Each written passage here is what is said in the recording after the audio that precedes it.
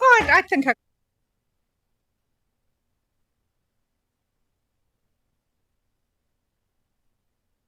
Kia ora, everybody. Welcome back. We are into the next session, optimisation, Route 44, Shirley to Westmoreland reliability improvement. I'd like to invite the staff to come up and present.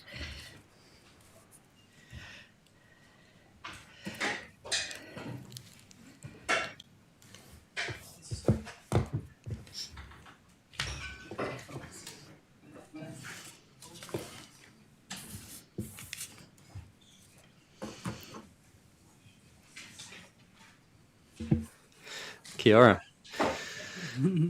Okay, so I'm going to talk to you about optimization. Focuses on the Route 44, and we'll talk about the Route 135 as well as part of this. Ultimately, in a funding constrained environment, optimization is always going to be a discussion around the trade-offs and the tough decisions, and how do we maximize the benefits that our community receive for the dollars we spend.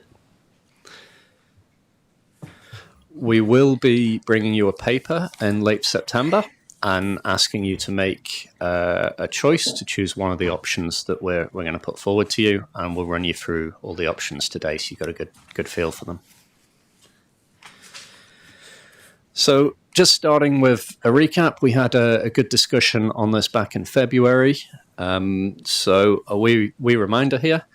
We're talking about the Route 44, Westmoreland up to Darlington.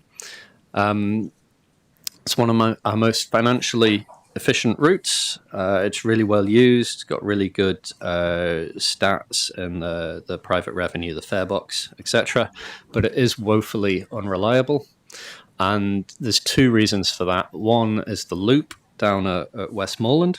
So normally for one of our bus routes, we run, from A to B. When we get to B, we get to the terminus and we allow a good 10 minutes for layover in the timetable.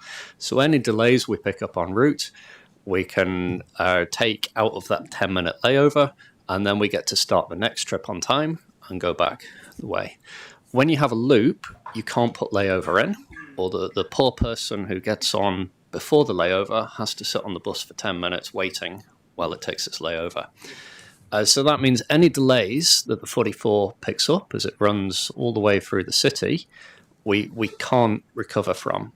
So the next trip starts late, and if the delay is enough, the next trip starts late, it cascades through the day, and it really makes a mess of the service.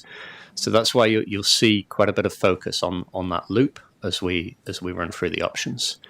We also need to update the timetable just to reflect the running condition changes that have happened over the last few years. And I think we talked quite a bit about customer feedback last time. Our customers are very much aware that this route is not reliable, and they keep telling us quite rightly that they're not happy about that. Now we move on to the 135. We've got a government expectation of reviewing low-performing routes, and the 135 is one of our poorest performing in terms of the subsidy per passenger trip, the cost efficiency of the route. It's not well used at all, and I will go into a bit more detail later on in this on why we are grouping this conversation with the 44 and the 135 together. So last time we spoke, came up with we provided a recommended option. We wanted to extend Route 44 up to Preston's. We wanted to increase the frequency at the weekends and increase the operating hours. A minor change to the Route 100 to pick up a service gap in Darlington that would be created by the extension of the 44 to Preston's. And we recommended removing the 135. As part of this package, that generates considerable cost savings, which help to offset the costs of the improvement to the 44. Big benefits that we see from this: we've got 1,500 to 2,000 people in South Preston's who don't currently have access to public transport and would have access to the 44. And the big one, really, the increase, about 4,000 residents who would have access to a route that would be far more appealing, a route that would be really attractive for them to use. And we acknowledged the disbenefits. We did a very deep dive into the challenges of removing the 135, and we ended up 27 boardings a day that would no longer have access to public transport, and we could not provide mitigation for. So back in February, you guys approved us to go to consultation on this option.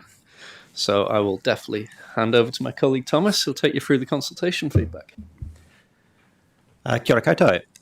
So yes, we consulted on this proposal over May and June in a 6-week period. It was part of the wider to-bus or not to-bus consultation, which you'll be well aware of.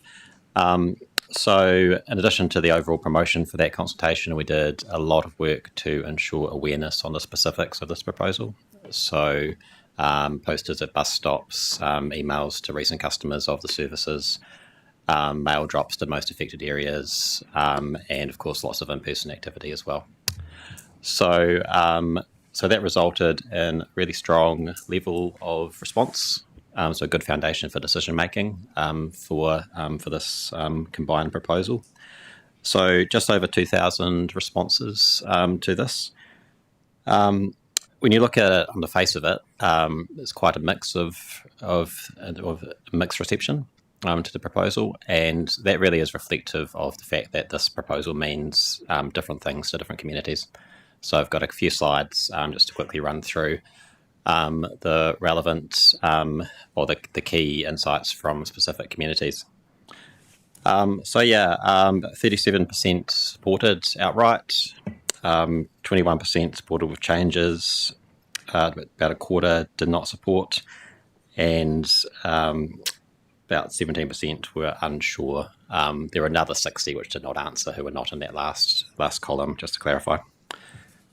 So further to Derek's point, in terms of the 44 overall feedback, it really does validate that there's a problem to solve here. The feedback was really positive about the improvement to reliability to Route 44 and the improvements to the timetable, and also the improved evening hours. The reasons for that were as you would usually expect, connections to work, education, and other reasons people use the metro network. So there are 4 specific communities which I'll quickly run through the themes of, and these are generally the areas where there was the most negative feedback to the proposal. But yeah, I'm going top to bottom. Route 44, the northern extension, overall that did have some really positive response from the community. Where there was negative feedback, it's generally linked to the 135 side of things. So the removal of the access to the hospital and to schools and QE2, that came up from some customers. But yeah, there was generally the connection to the city was a really big deal for those people that responded. And there was some specific comments about the local streets, some negative to work through, but also some positive, because as many or all of you will know, there's been an expectation that there'll be public transport services in Preston for quite some time. So it's a pretty clear message from that community overall. Moving down to the Dallington part of the Route 44, we had 73 respondents from that community. As you'd expect, there was opposition to the proposal to not have it directly connect to that community. There was support for the reliability of Route 44, but the need to take a transfer to connect to the city was a definite negative from those that opposed it, and that included Moriho School, because some of their students use 44 currently, so there will be a transfer required for that. And yeah, Derek will talk through the overall pros and cons for the Dallington side after this. Moving down to Westmoreland, very vocal response to the loop, which is a complex topic. So there's a lot of feedback, 318 responses from that community. And yeah, so the loop was the primary theme. There were other ideas about improving public transport for that community, which are really out of scope for this optimization piece. But it is, of course, this was all part of the 2-bus or not to bus network review. So we're going to make sure that that feedback's not lost, that we include it in the overall review there. So Derek will talk through the what we see as a really viable solution for that loop challenge. And subject to feedback today, we can connect back to the local residents association that championed the feedback on that loop. Finally, and of course, the key question about 1 through 5. This table is a breakdown of the key suburbs that will be affected by removing 1 through 5, if that is the decision. So there's a real mixture of response across the route. There are several communities along here. The last column in this table has a few of the themes of the responses along the community. But yeah, the key destinations along that route, such as the hospital, QE2, and Shirley Boys and Avonside Girls, those were recurring themes. And if you look at North New Brighton, there was more general feedback about general accessibility day to day from that community. So that was expected that there would be that response to come through on 1 through 5. There was some support as well in terms of the overall benefits of improving the 44. But I guess as you're further away from that route, you're less likely to see the benefits of that change. The Shirley Boys High was one of the submitters on this. They noted specifically about there is a school bus which does serve that school, but they noted that things like extracurricular activities after 3 p.m. that's where the route can be or is useful. They also noted homestay students. That's part of their planning for where they locate, that kind of thing. And they had some comments about the capacity of the school bus as well, and that will need to be looked into as part of the annual review of those. So yeah, our team's been, of course, we've got a customer care team, and their role is to provide support for customers. We're as a team, we're going through what is planning for if this was to be turned off. What would be the support that we'd provide those customers? I've listed the key alternatives routes around those areas, as well as school services. And some customers will be eligible for total mobility. Not all customers. There are specific requirements for that. As part of any final recommendation, we would put some detail about what wraparound support we would be providing for customers should the change be made. The local community board finally put submission through, which we can include in the final paper. There was support for the 44, definite opposition to removing 1 through 5. Social need was a real theme of that response, and it is part of this service, of course. It's going to be tough. So that was a real theme, and they did put some thoughts too on alternatives to keep connectivity for communities along there, which again is factored into the following slides. Pass back to Derek.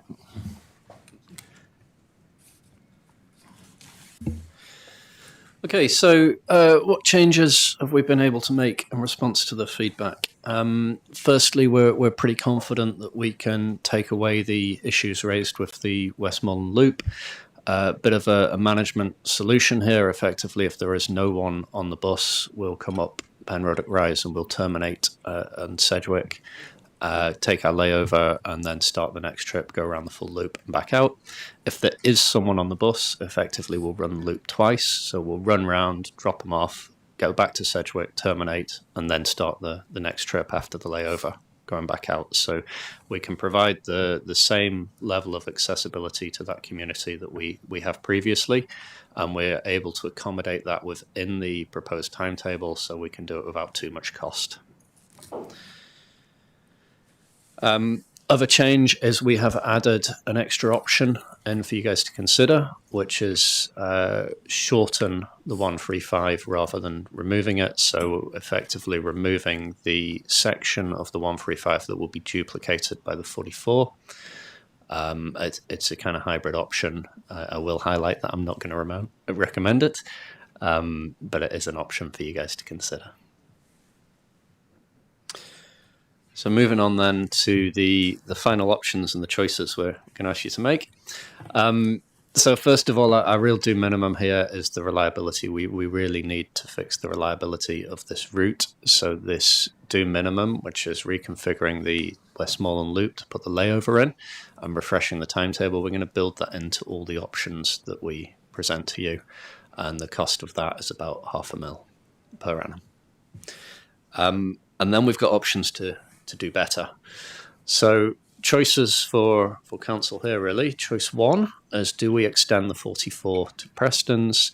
That includes the extension of the 100 to Darlington to fill that service gap. Choice 2, do we increase the operating hours and the weekend frequency on the 44? And then the choice 3 is all about the 135. Do we keep it? Do we reduce it? Or do we remove it? I'll go into each of these in a wee bit more detail. So choice 1, extension up to Preston's. You can obviously see the proposed route on the map there. And this is where we're getting the benefit of the 1,500 to 2,000 residents who would be able to access public transport who couldn't previously, and the significant increase in the attractiveness of the route that people can access. So this one really is a bit of a kind of sugar hit, an instant gain from improving the accessibility from these people. Choice 2 is about the long game.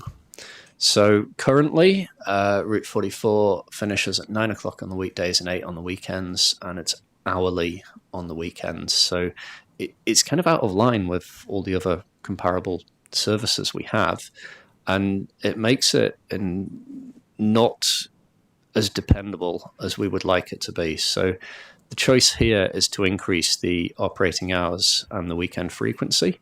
By doing that, we're looking at long-term patronage gains, because you're providing the kind of service that people can depend on, the kind of service that might make people not buy a car or not buy the second car. And that's there's a lot of cost in this, but it is that long game.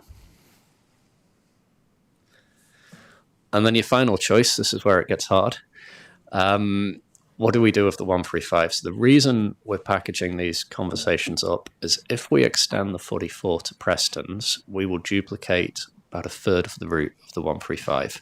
You see from the map, the areas will duplicate. In reality, we would have moved the 135 to Preston's Park Drive by now if we didn't think that we could do something better with the 44. So the reality is we'd be duplicating the entire route between the Palms and Preston's. The 135, as we said, is one of our poorest performing routes. 145 trips per day on average compared to 1,200 on the 44. And if we compare it, the 95 makes quite a good comparison, because it's kind of similar in your trips and frequency, and it takes 4 times as many passengers per day. So the money we spend on that, we're getting 4 times the community benefit. The subsidy of $16 per passenger is really poor. And again, you see that 95 even is about just a bit more than half of that. So ultimately, if we remove or shorten the 135, we get quite a lot of cost saving that really reduces the cost of increasing the 44. So I've got two options on this slide for the 135. There is, of course, a third option of doing nothing.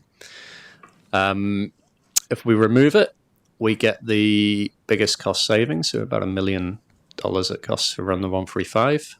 We get that to offset the costs of the 44. We do have that 27 trips that can no longer be made. Alternative option to shorten it, we get about half the cost saving from doing that. We technically have these 7 trips per day that can no longer be made, but they are trips that are served by the current route up Marshlands and to the New World at Preston's there, which, as I was saying, if we weren't looking at doing the 44, we would probably have already moved away from that section of route, because going through South Preston's gives so much more accessibility to the large residential community there. The challenge I find with shortening the 135 is there's nothing here that's going to make it perform any better. So it's still going to be one of our lowest performing routes. And that makes me think I'm going to be back here in the not too distant future recommending that we remove it or do something with it, because it's still not going to be providing what certainly what NZTA would see as value for money. Right, so these are the options we currently intend to present to you guys in the paper that we put forward. Do minimum up the top. I talked about that with the fixing the reliability, and that and the cost of that is built into every other option. So the options beginning with 1, these options are all about extending to Preston's. And we've got variants of that, whether you remove the 135 or whether you shorten the 135, and you can see the cost differences that we estimate there. Option 2, so there's no extension to Preston's in option 2. You're just doing the increased service hours and frequency. And then the options beginning with 3, these are extending to Preston's, increasing the service hours and frequency, and you've got your variants, whether you remove the 135 or shorten it there as well with those options. There's a bit of a complication here with the NZTA funding side, in that depending on what we do, NZTA may or may not fund their 51% of it. So, for example, if we put the 44 up to Preston's and we do not remove the 135 from Preston's, I don't believe NZTA will fund that because it will be seen as an improvement. If we remove the 135 from Preston's, then by putting the 44 up, we're maintaining a level of service that we provided to that community. That will not be seen as an improvement, so we will get the 51%. So there's quite a few nuances here. So what I've done in this slide is given you the expected cost to Canterbury Regional Council alongside the total cost. So my advice would be to focus on the expected cost to Canterbury Regional Council. That will give you a more accurate ratings implication of these choices. I'll jump to our final slide now. So we are recommending 3A. So this is basically the recommendation we gave you last time. Obviously, we've changed the Westmoreland loop. Extending the 44 to Preston's, doing the frequency in the hours, extending the 100 to Darlington, and removing the 135 to maximise the cost savings we can get to offset the costs of improving the 44. And the reason that we're recommending that is because there's an opportunity here to invest in a route that serves a large number of people. We'll get the increased accessibility, we'll get the long-term patronage gain. We've got that clear direction from government that we should review the low-performing routes. And as I say, I think taking an alternative would just be kicking the can further down the road with the 135. We're obviously got a lot of funding pressure that influences the fact that we're putting this forward as a trade-off. So ultimately, that's our recommended option. This is what we'll be putting forward to you in the paper, unless you tell me otherwise now. And the expected cost of that to us as council is 900 grand a year. Very happy to take any questions. Kia ora. Thank you very much for the presentation, and sorry for being slightly late to getting in. I've got questions from Councillor Campbell first, and then Councillor Mackay, Gerard and Davis. As you can imagine, I've had a bit of feedback on this. When I was first presented with this, I saw all the difficulties, but I still was in favour. I could see the feedback that I've had is mostly from a real concern about the lack of access to Burwood Hospital. It's not entirely, but it's probably about 80% of it. And when I look at it, that really worries me too, especially for people in New Brighton, North Beach area. You know, the hospital is theoretically a 10-minute car drive away, and yet they'd have to... New Brighton could take the 110 to the Palms and go back. But so I've got an alternative proposal to put to you for your consideration. I've done a lot of thinking about this. The huge problem, as I see it, is that middle part of 135. I'm actually looking at the Metro Info map of all the bus routes, because that's how this works. Given that the number 7 is a 10-minute service, what would be the possibility of every second or 2 an hour extending the 7 so that it goes to New Brighton? Fundamentally, more or less following the route of the 135 there at the moment. So you'd head off down Bower Ave, Beach Road. You could either then go directly out to Marine Parade or through where the 135 goes. And while that wouldn't solve everybody's problem, and there will still be some people phoning me up saying, you haven't mentioned my problem, it would solve a significant number of them. Now, I don't know the operational possibilities of this, the cost pressures of this, but if I look at it, when I was looking through this, it gives the people of Parklands and Waimari Beach direct access to New Brighton, which they don't have at the moment. It gives people of New Brighton and North Beach access to Burwood Hospital, which if 135 disappears, they won't have. And I just think that that's very possibly another alternative that could be in the mix. Okay. Initial reaction, I'd be very, very reluctant to go down that road. And the reason for that is we really try as best as we can and retain consistency and legibility of our network. So we try and have consistent terminus destinations, particularly on the core routes. When we start extending some buses, every other bus or whatever, it starts to get very complicated for the user in terms of what bus are you on and is it going to the right destination, as opposed to, I know I just have to jump on a Route 7 going northbound. Sorry, I'm just going to push back on that a wee bit, because I catch the number 5 and every second bus says Hornby or Rolleston, and yet I know I'm catching the number 5 into town. So I don't actually think that is an issue for people. I think it may take a couple of months to get used to it, but we on the number 5 are completely used to having a different terminus, that and we know how it works. Yeah, It's very difficult, and we might be coming to things, but at the moment we're limited on what we can do with the 5.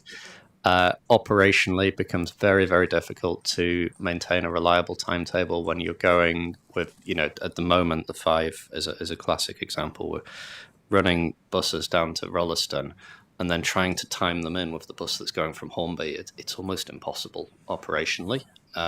So you end up with a lack of reliability across the route. I guess the other consideration I'd have to be very clear on is we would not have time to do this work before bringing you the option in September. May I ask, is that something that the fuller network review could look at? Yeah, it absolutely is. What I'm really concerned about is Burwood Hospital. And when you look at what Burwood Hospital specialises in, what it's used for, it's older person's health, it's rehab. I've got personal experience of parents being transferred from Christchurch Hospital to Burwood Hospital for rehab. It's mental health. And these are all issues which there does need to be public transport access for people nearby. Now, I realise this is a really tricky thing, and I realise there are no perfect answers, but I can go back to everyone who's talked to me about something different and say, sorry, we just can't do it. But the Burwood Hospital one really worries me.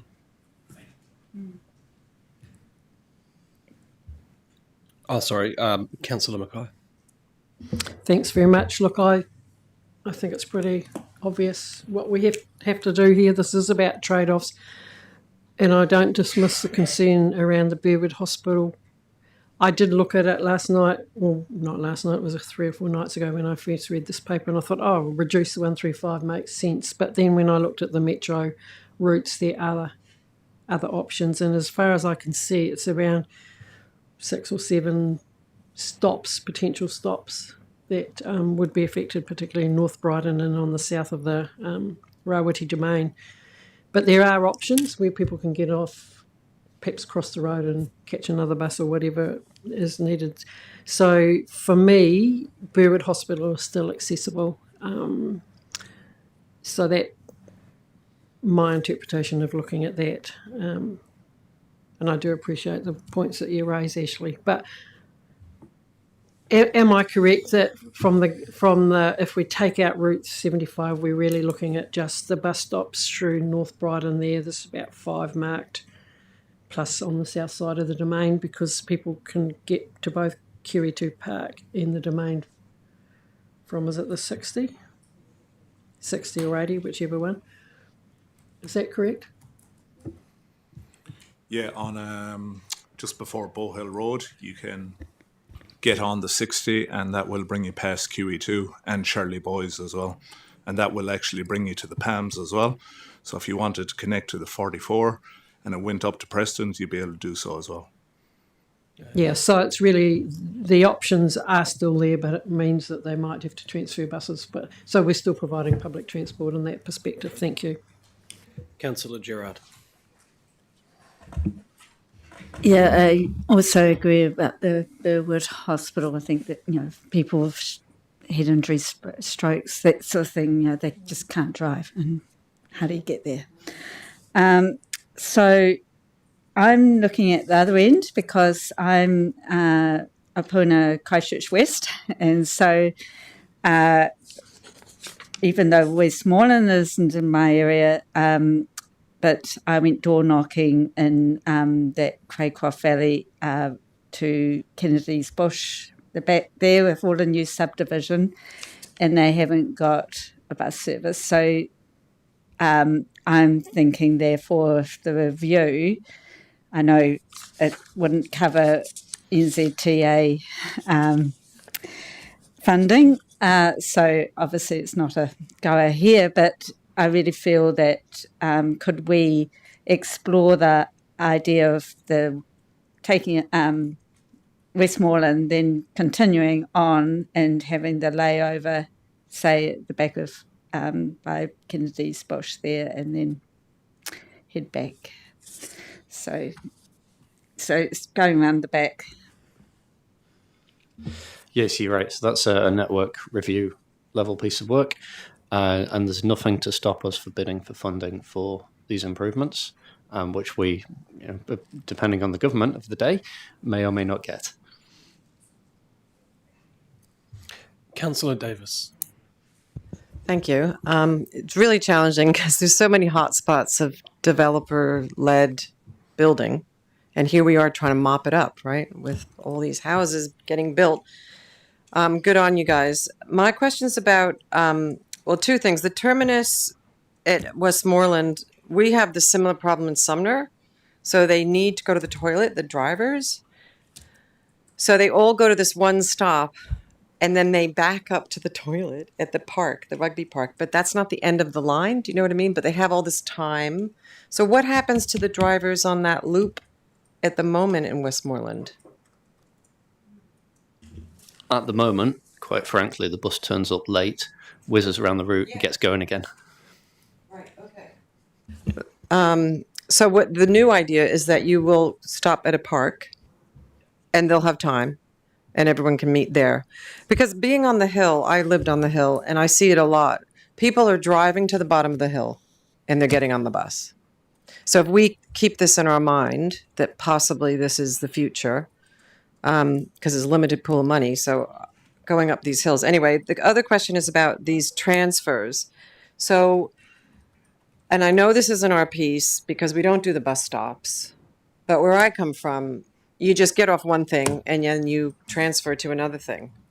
And it's quick, but we don't have this quick timing. Are we making it pleasant enough for people to transfer from one route to another? I mean, is there shelter? Are we literally just dropping them on the side of the road and then now you got to catch the number 60? Do you have any insight into these, like where you would transfer to the other routes?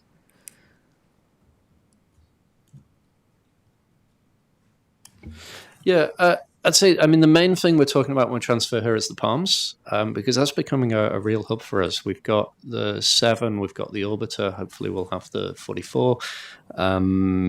There's a couple of others as well that escape me off the top of my head. There's pretty good facilities there. There are decent shelters. And the 110 actually would be a new one to transfer there, so the link to New Brighton.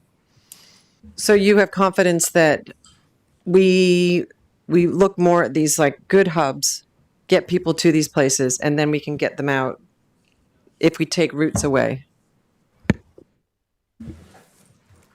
No one wants to transfer.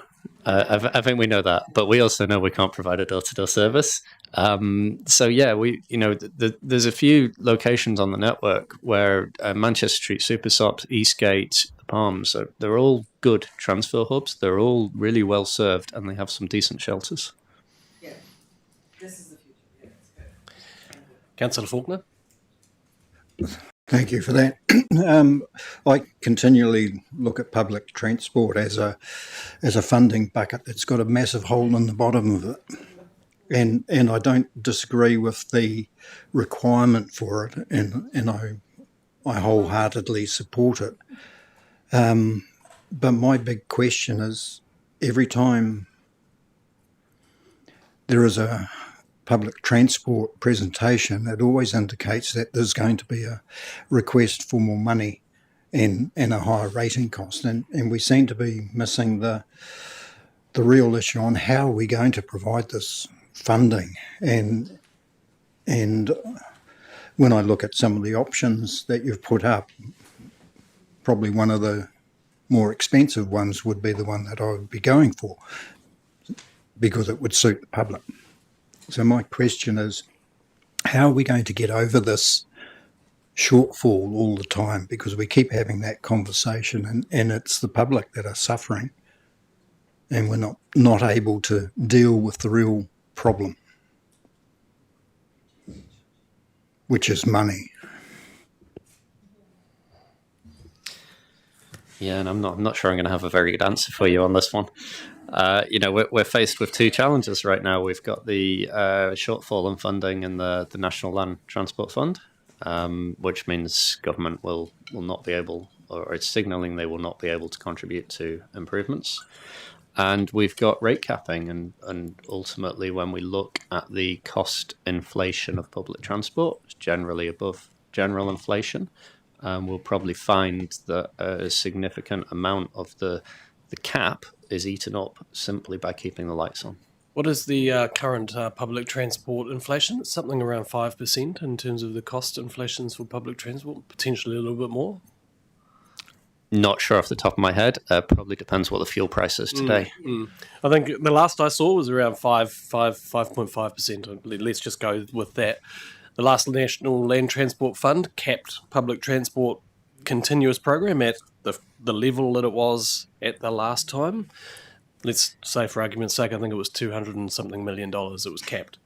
That means that every year we have less money because of the inflationary cost to do the same, just to keep the lights on, yet we're still wanting to meet the demands of our communities. So the advocacy that we need to do around this table to central government to say, one, the continuous program needs to be either inflation adjusted or benchmarked, as well as the improvements.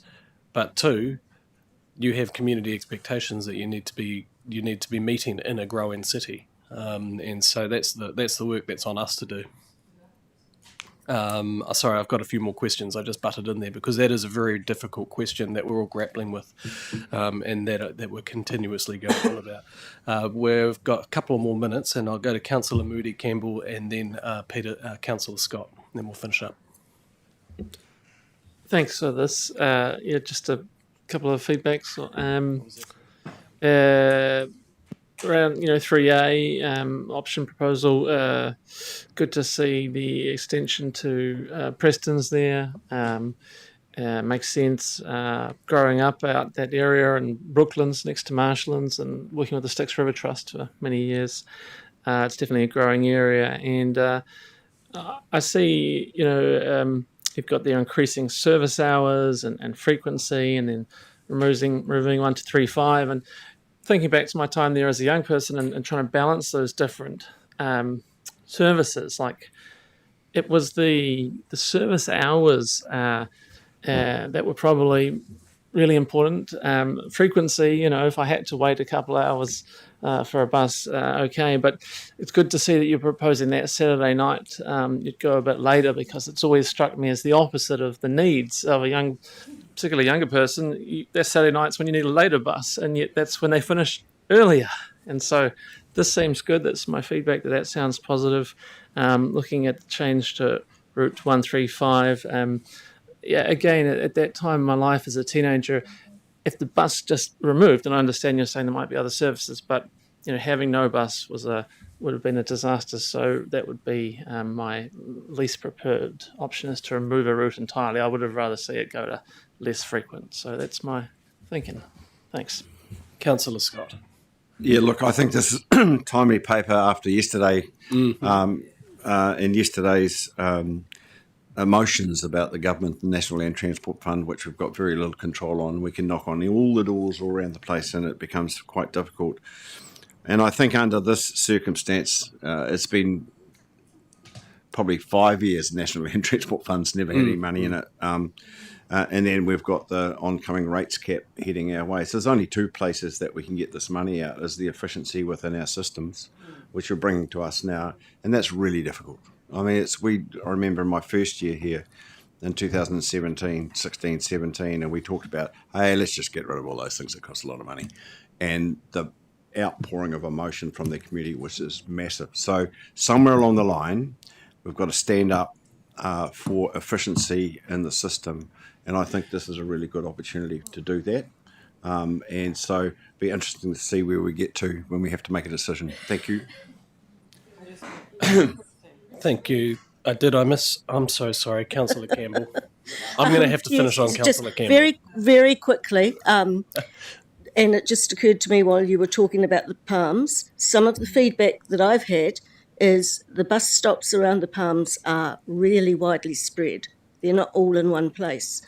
So some good signage pointing out where to catch which bus at the Palms would make life a hell of a lot easier for lots of people, both at the bus stops and inside the Palms. That's a all I good was gonna point. say. Yeah. Councillor Davis. I just want to remind people that you can walk. I mean, in New York, you walk and walk and walk and walk, and then you take a subway. But I don't know why. I mean, if you're a teenager, you can walk. You want to go to town, you're like, I'll just walk for 15 minutes and get the bus and I'll be sweet. Yes, there are people who cannot walk, but there's nothing wrong with walking. And it actually would help our society in general if we all walked a bit more. 10,000 steps a day for my cardiovascular health. Thank you very much, team. I just want to say thank you for the work that you're doing on this. This is very hard trade-offs to do on this work, and there's some really hard decisions for this council to make in the future on these efficiency pieces, as Councillor Scott was saying. But thanks for bringing the work into us and presenting it in such a clear way. Appreciate it.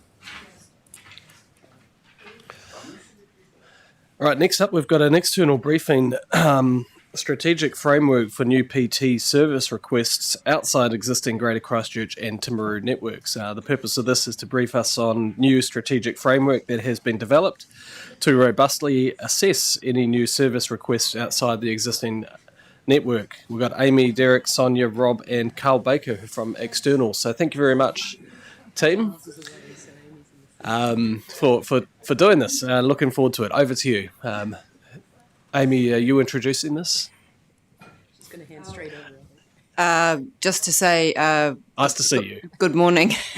And I'll hand over to my learned colleagues to my left.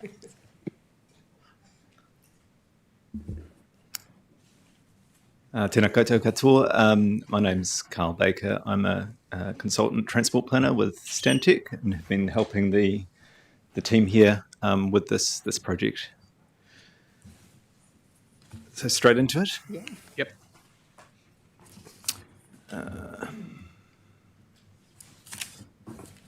So the impetus for this strategic framework is an increasing number of requests from the community and customers for new public transport services outside of Greater Christchurch and Timaru. To date, these requests have been dealt with by Canterbury Regional Council in a relatively ad hoc way, and the process for assessing these requests and making decisions hasn't been completely transparent. So the concept of this framework is to establish a more systematic process for assessing requests for services outside of Greater Christchurch and Timaru, and to make an initial assessment of the viability of investing any further resources in investigating these proposals. Canterbury Regional Council agreed to funding from the PT Reserve to develop this framework as part of the 2025-26 LTP.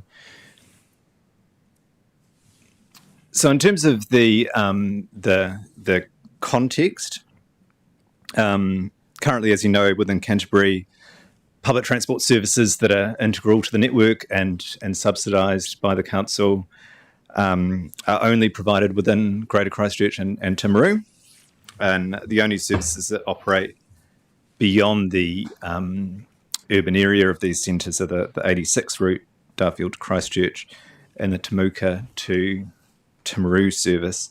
Both of those are peak only, once a day in and out services. There's several other services have operated in the past. So there's a Southbridge Leaston to Christchurch service that operated between 2019 and 2024. And going back further, there were in the 90s services on routes like the Oxford to Christchurch and Akura to Christchurch routes. The other thing to note is that rural communities are served by community vehicle trusts, and there's currently 17 trusts operating throughout Canterbury, and they operate using a range of models, but I guess in general terms they offer a much lower level of service than a fixed route or on-demand service, and they're generally focused on meeting essential access needs like providing access to health appointments.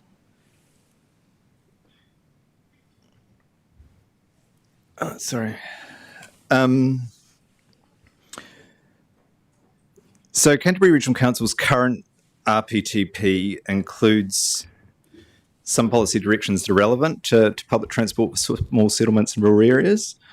And it includes some high-level criteria for assessing requests, including looking at financial viability and prioritising evidence of community support for subsidising services through fares and local rates. But the RPTP does not commit to any new services in these type of contexts, and really the network development is focused on the Greater Christchurch area. At a national level, NZTA guidance recognises the value of public transport services in these rural and regional contexts. As you'll be well aware, the government policy statement provides ministerial guidance on the use of National Land Transport Fund for public transport, and the current GPS has strong references to investment that grows patronage and also that addresses congestion. And obviously the congestion objective's not something that's so relevant to these rural and regional services.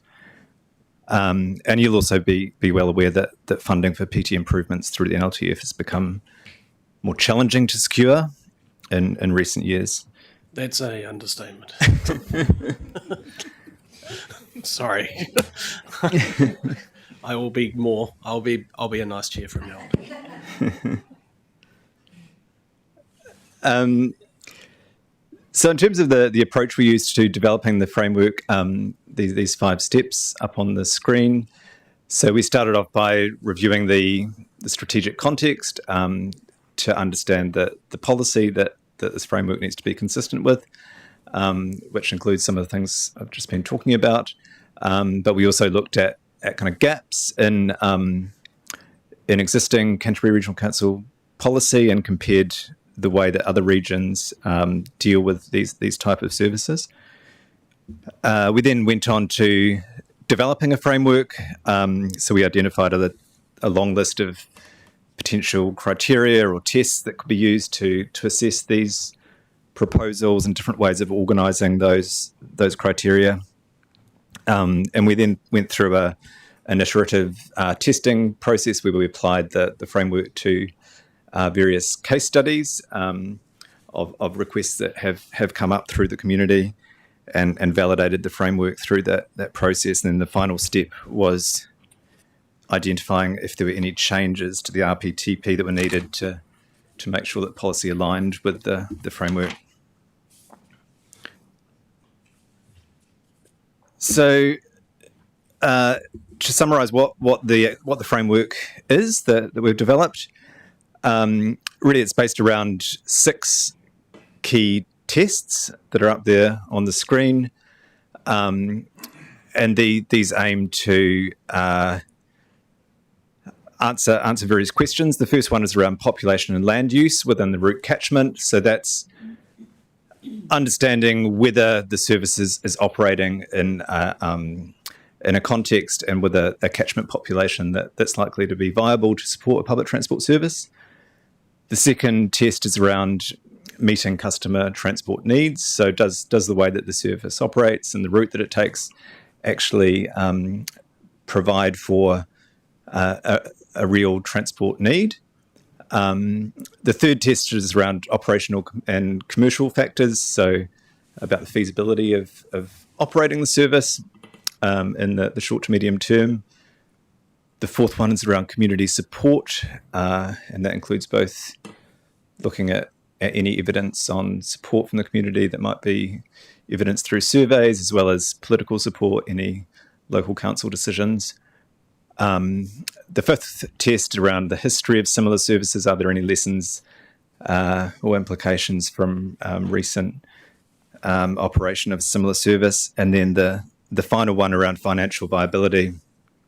and that's based around a simple financial model that we integrate into the framework that looks at estimating costs for operating the proposal through looking at things like the distance of the route and the type of vehicle being used, the distance to depot, etc., and then compares that with a very high-level estimate of likely passenger demand and any potential fare revenue that might be gathered. And that allows us to look at a range of financial viability metrics. So underneath these 6 tests, we've got 30 sub-criteria that inform those. This is a spreadsheet-based tool, and so, for example, under the first test, it looks at the residential population and picks up the population within all the towns that would be served along a certain route. It looks at population growth.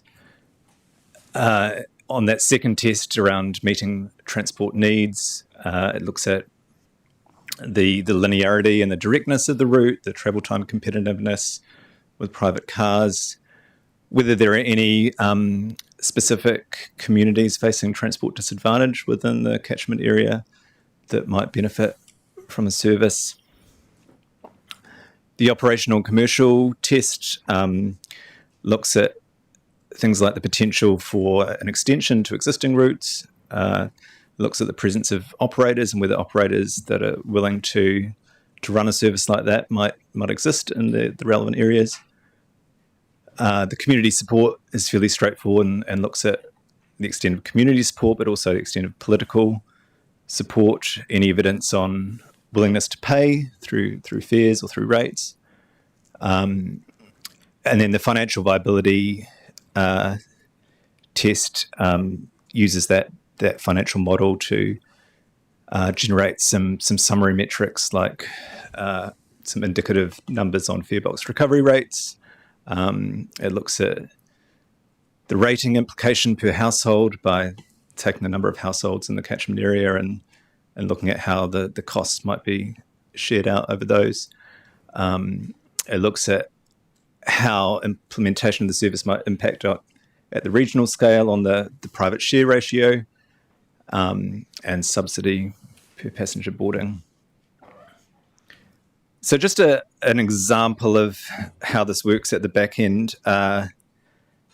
So a spreadsheet-based tool and then a one-page summary report template that's used to summarize the results. That's just a screenshot of one part of the spreadsheet tool, showing the way that it picks up some key data that's embedded in the spreadsheet and makes it really easy and efficient to do these assessments. The final recommendation that comes out of this assessment is one of 4. One potential outcome from the assessment is that no further action is recommended, and it's considered that a service is not viable. Another recommendation could be to consider alternative delivery models to a fixed route or on-demand service. So perhaps expansion of a community vehicle trust, for example. The third type of recommendation could be to consider taking forward the proposal to community engagement. And then I guess the most definitive recommendation could be to progress the proposal through a business case process. So that there is just showing the example of that Akaroa to Christchurch service. That was one of the case studies used to test the framework. So this is the last slide and just summary. So the strategic framework has been completed and it's available for use within council. It establishes a more systematic approach to enable consistent assessment of these proposals. It's been validated by testing against several case studies, and we used, for example, the Leaston South Bridge to Christchurch service, and looked at how the assessment framework produced outcomes for that proposal, and looked at some of the historic data on observed outcomes for that trial service, and that helped us give some confidence in the kind of outcomes that the framework is providing.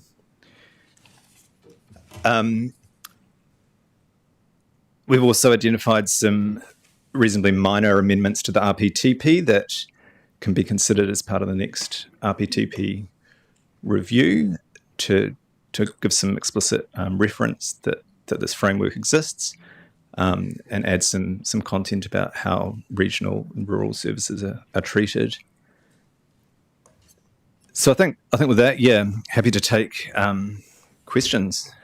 When is the next RPTP review? It follows as practicably as soon as possible after the regional land transport plan. So we're not expecting it until 2028. Yeah.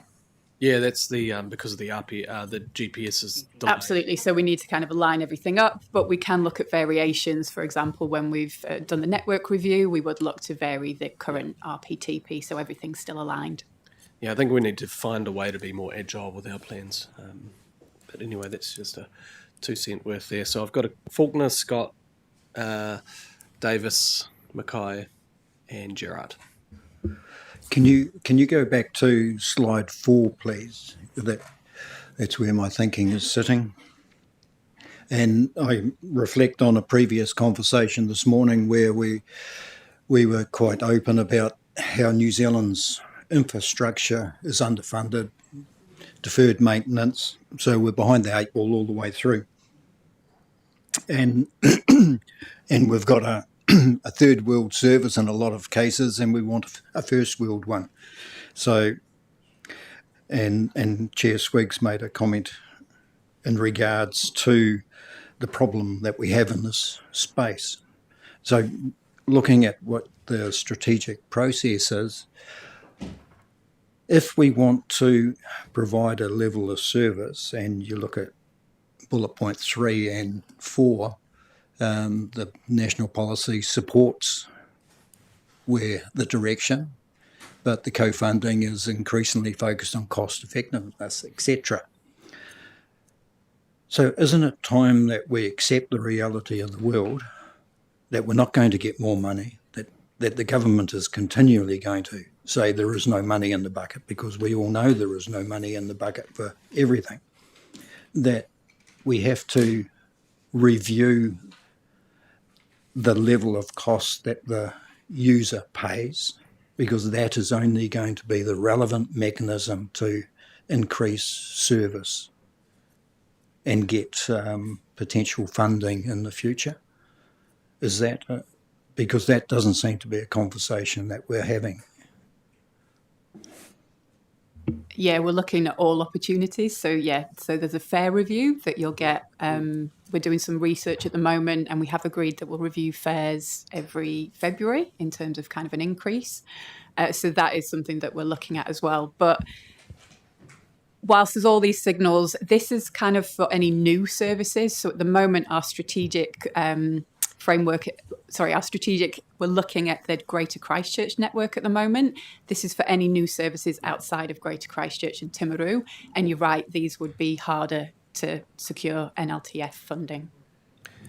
Councillor Faulkner, and when we did the last fare review, there was an elasticity analysis done.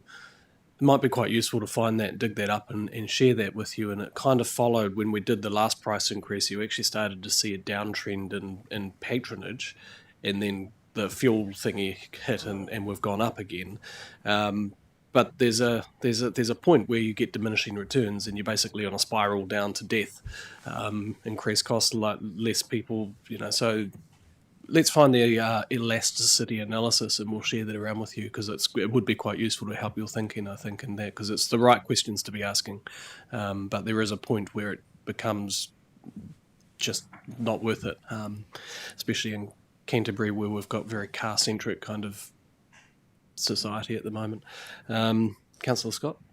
Yeah, thank you. I'm going to play a few socialist cards here. And Unlike you. It's really nice that Mackenzie's not here, so I'll be safe from that. But I am travelling south with Ward and Mackay, so that could be pretty interesting for me.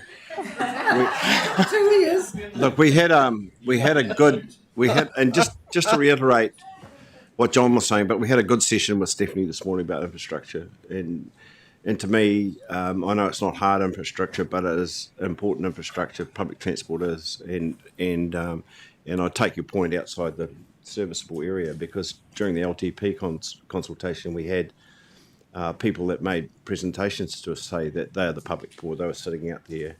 They've gone out to the rural areas because it's cheaper, but they can't access health services, dental services, schooling, and other things. And given that Selwyn, Lincoln, Darfield, Ralston's about another 5,000 houses going to go up out there in the next wee while, and given that Pegasus could be all houses very soon, I mean, we're just getting increases in population of those things. So my point is that that most of that stuff's about health and education in terms of demand. Those things are about health and education. Is there somewhere along the line, if we make a case about infrastructure, that some funding should come for those things to service those communities? I mean, our health system now is predicated on keeping people in their houses, making it easier for people to access health systems. But we're having this conversation about how we can't do it, how we can't afford to do it. We've got a rates cap coming. It's going to get difficult. Do you think it's a relevant point that we could use the demand for those services from outside the area to service other things like health and education? I think we should look at any opportunities we have, if I'm honest. So, we're in a very, very restricted funding environment. So any opportunities we have to think wider, look at alternative models, look at alternative provision, I think we need to explore all opportunities. So is there a possibility of getting statistics, say, from the District Health Board or whatever they're called now, in terms of the services provided to those communities?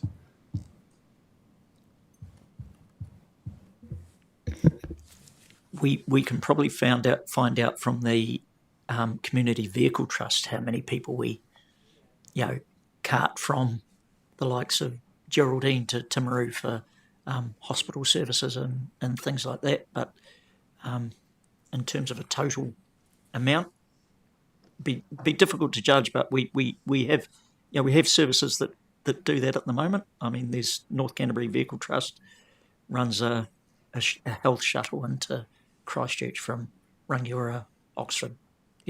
Yeah, well, then that Waimete one would be interesting, because they've just gone for that total mobility service also. So that would be interesting, but that's a compelling case in terms of what things that we can do, especially with areas like Selwyn, who encompass that, like that hinterland of stuff that came to us during the LTP that we couldn't actually give them any really hard answers on. Thank you. So through this strategic framework, if adopted by council, it's looking at creating a process so when these new requests come in, that we have a process and a way of initially assessing them and evaluating. So that's the kind of decision for council. If we adopt this framework, we have a consistent way that we can kind of assess initially those kind of new service requests that we get through. Just on that, what's the alignment of this with the NZ business case process? Because that is, do we need to do that? Like, if we do the framework and we get a request and we do our analysis and then we say, yep, this is good, then we need to do a whole business case with NZTA, and then they may come and say, nah, it doesn't stack up from our side. Like, this is the perverse stupidity of this whole system, in the way that it's funded and the way that communities kind of disconnected between wanting something and then the council saying yes, and then NZTA being the handbrake. Like, what is the alignment on these processes is probably what I'm trying to get at. As you can see, I'm not too pleased about the whole process. I make no further comment on the process. But essentially, this is to initially assess And you're right, it would, if we find that there's a case potentially, it would then have to go through a full business case process, because it's a new service, it's requesting additional funding, it would count as an improvement, so it would have to be assessed. And as we know at the moment, there's a lot around those financial metrics. So particularly around kind of the efficiency, patronage, utilisation, the impact it would have on private revenue ratio. So it would be challenging to get these new service requests through, but it would require a business case. Yeah, so it would, and as we know, under the NLTF, there is no funding for improvements, except for Route 7 and the possible for Route 5 and 1, which is now looking improbable.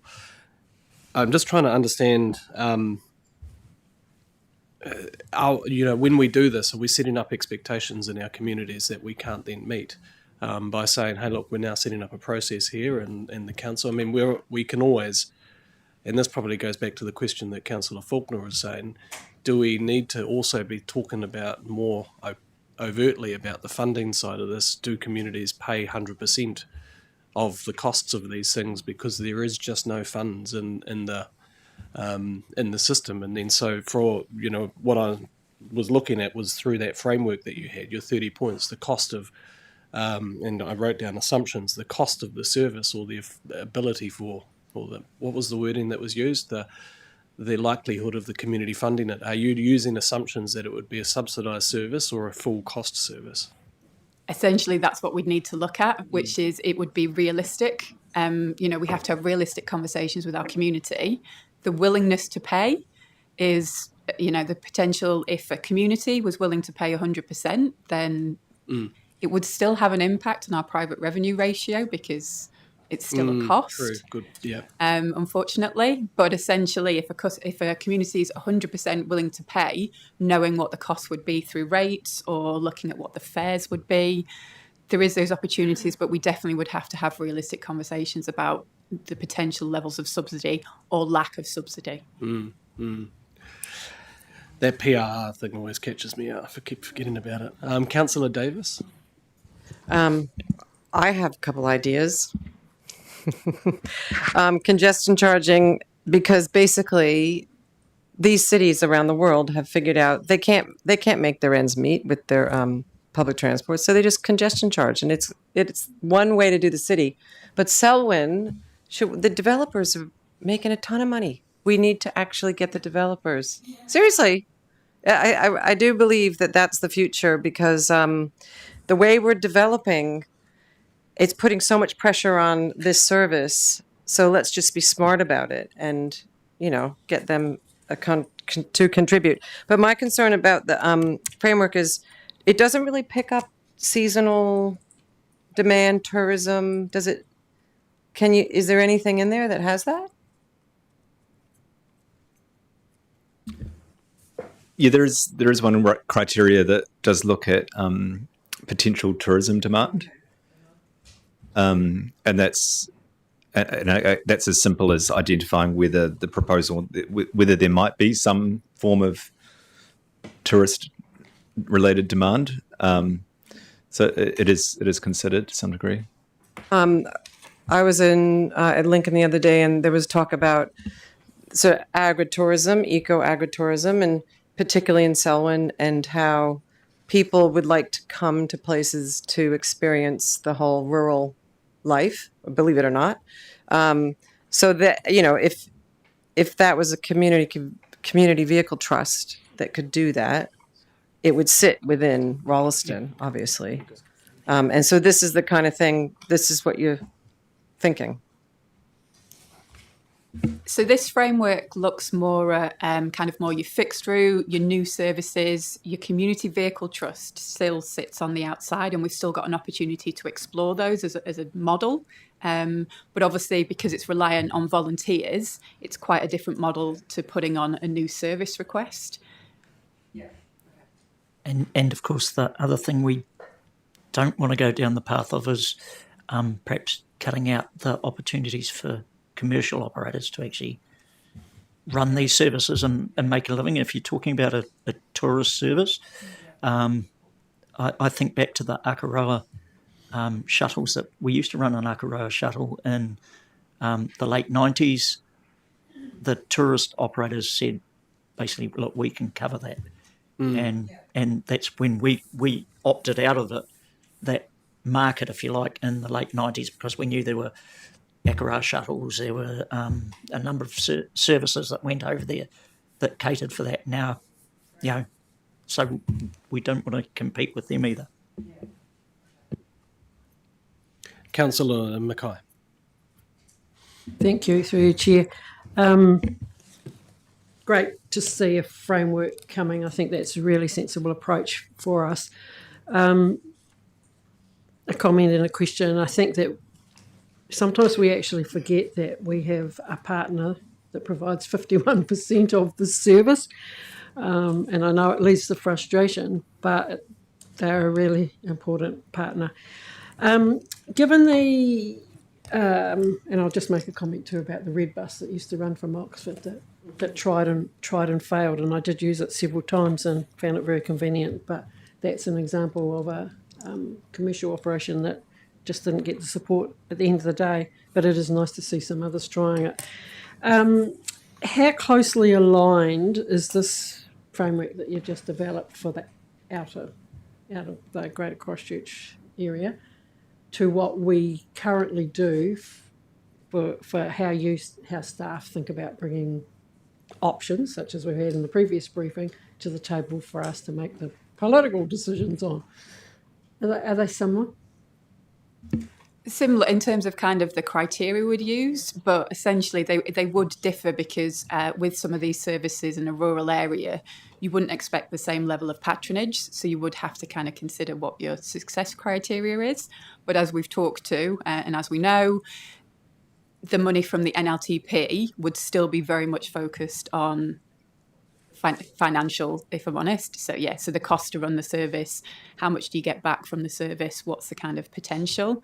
So the processes look at similar criteria, but it's kind of treated a little bit differently. Councillor Gerard. I was brought up in the good old days of provincial Canterbury, where we from Ashburton, caught the either the train back to school or the railways bus. So,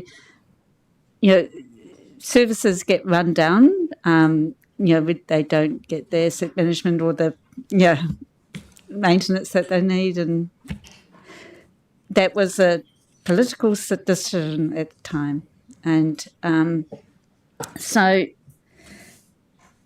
we are here today in a different system, trying to work out how we're going to pay for these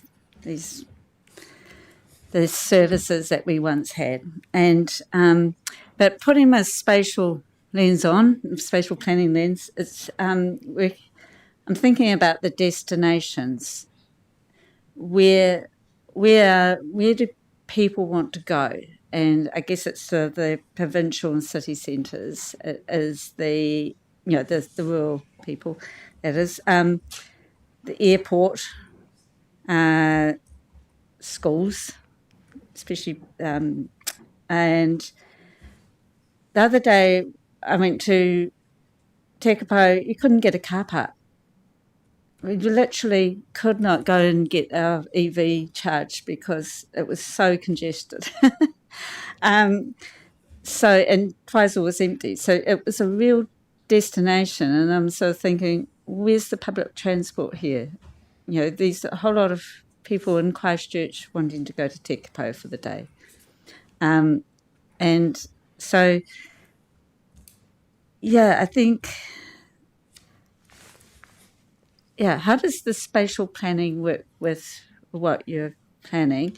And another question I had was, I went to Cust for a cup of tea, and the traffic was incredible between Rangiora and Oxford. It was sort of like, I wonder if you've got a... She went to our little... I wonder if you've got the road counter there, counting how many cars are going, and the and the times they It's go. our little secret spot. Can you set that sort of thing up so you can put a road counter and find out what time of day they're going and what and the numbers of transport, or a little camera or something to monitor that sort of activity and see what you can do. Anyway, lots of questions there. Yeah, so essentially, this framework, and so what we're looking at here is if we've got requests and we can see strong origin and destinations, this framework allows us to assess the potential viability for new service requests. But obviously, it will all need to be balanced against if you were looking to put a new service on in a kind of more rural area. It would need to be balanced against kind of obviously the cost to put that in, what that would mean for the community, and the potential balance that you would need to make for areas probably within Greater Christchurch context as well.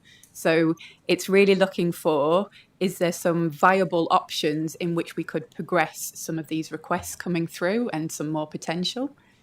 At the moment, what we're focusing on at this stage is the Greater Christchurch network. So that's the network review, but this allows us to assess any kind of new requests coming in.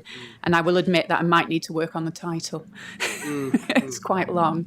Yeah. Anyway, thank you. So to add to that, I mean, I'm like Joe. I'm a real advocate for rail, and I look at Amberley, Rangora, Darfield, Ashburton, Timaru, and how we could service those provincial towns better with an option of using existing corridor. Rail car, just they have got them still, and being able to use that and having a platform in the city that they can get off on, rather than the thing out at Addington. There is work ongoing in that Cool. realm. Excellent. Hugely expensive, but people are trying to find a way to make it not so hugely expensive and to try and find ways through the regulatory nightmare that exists in that space. So there is work going on. Excellent. Private as well as the whole ecosystem of the regional land transport. How can you get linked in with that? I'm really interested. Let it roll out. I would say not to try and get in the middle of it just at this point in time. When the appropriate time comes, there'll be advocacy that may be required. But on that, I'll say thank you very much to the team for bringing this to us. And thank you, Carl, for doing the work on this. Really appreciate it. It's really good to have a framework for us to sort of look at and keep things consistent. So what is the next steps of this? You bringing something to the council at some stage? Yeah, absolutely. So we included a memo with this, and essentially that kind of forms the council paper for the decision. So what we're looking for is that we formally implement the use of this strategic framework. So it's not committing us to kind of any additional funding at this stage. It's just literally that we commit to using this consistent framework. Okay, cool. Thank you. Excellent. Kia ora. We will come back at 12:15 now for the workshop long-term plan. So we've brought that forward 15 minutes. Thank you very much, staff, for your time. If councillors can just wait back here 5 minutes, I just want to have a couple of words with you about the Merrill Forum.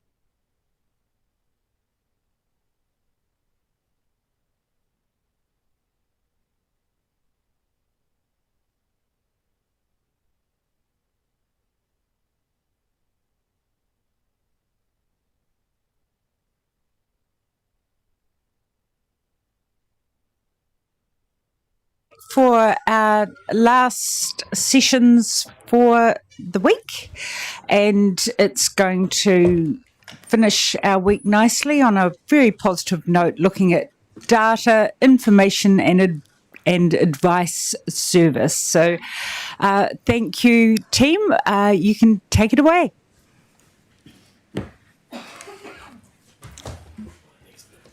Kia ora tātou, and following on from that positive introduction, we will do our best to be very positive also.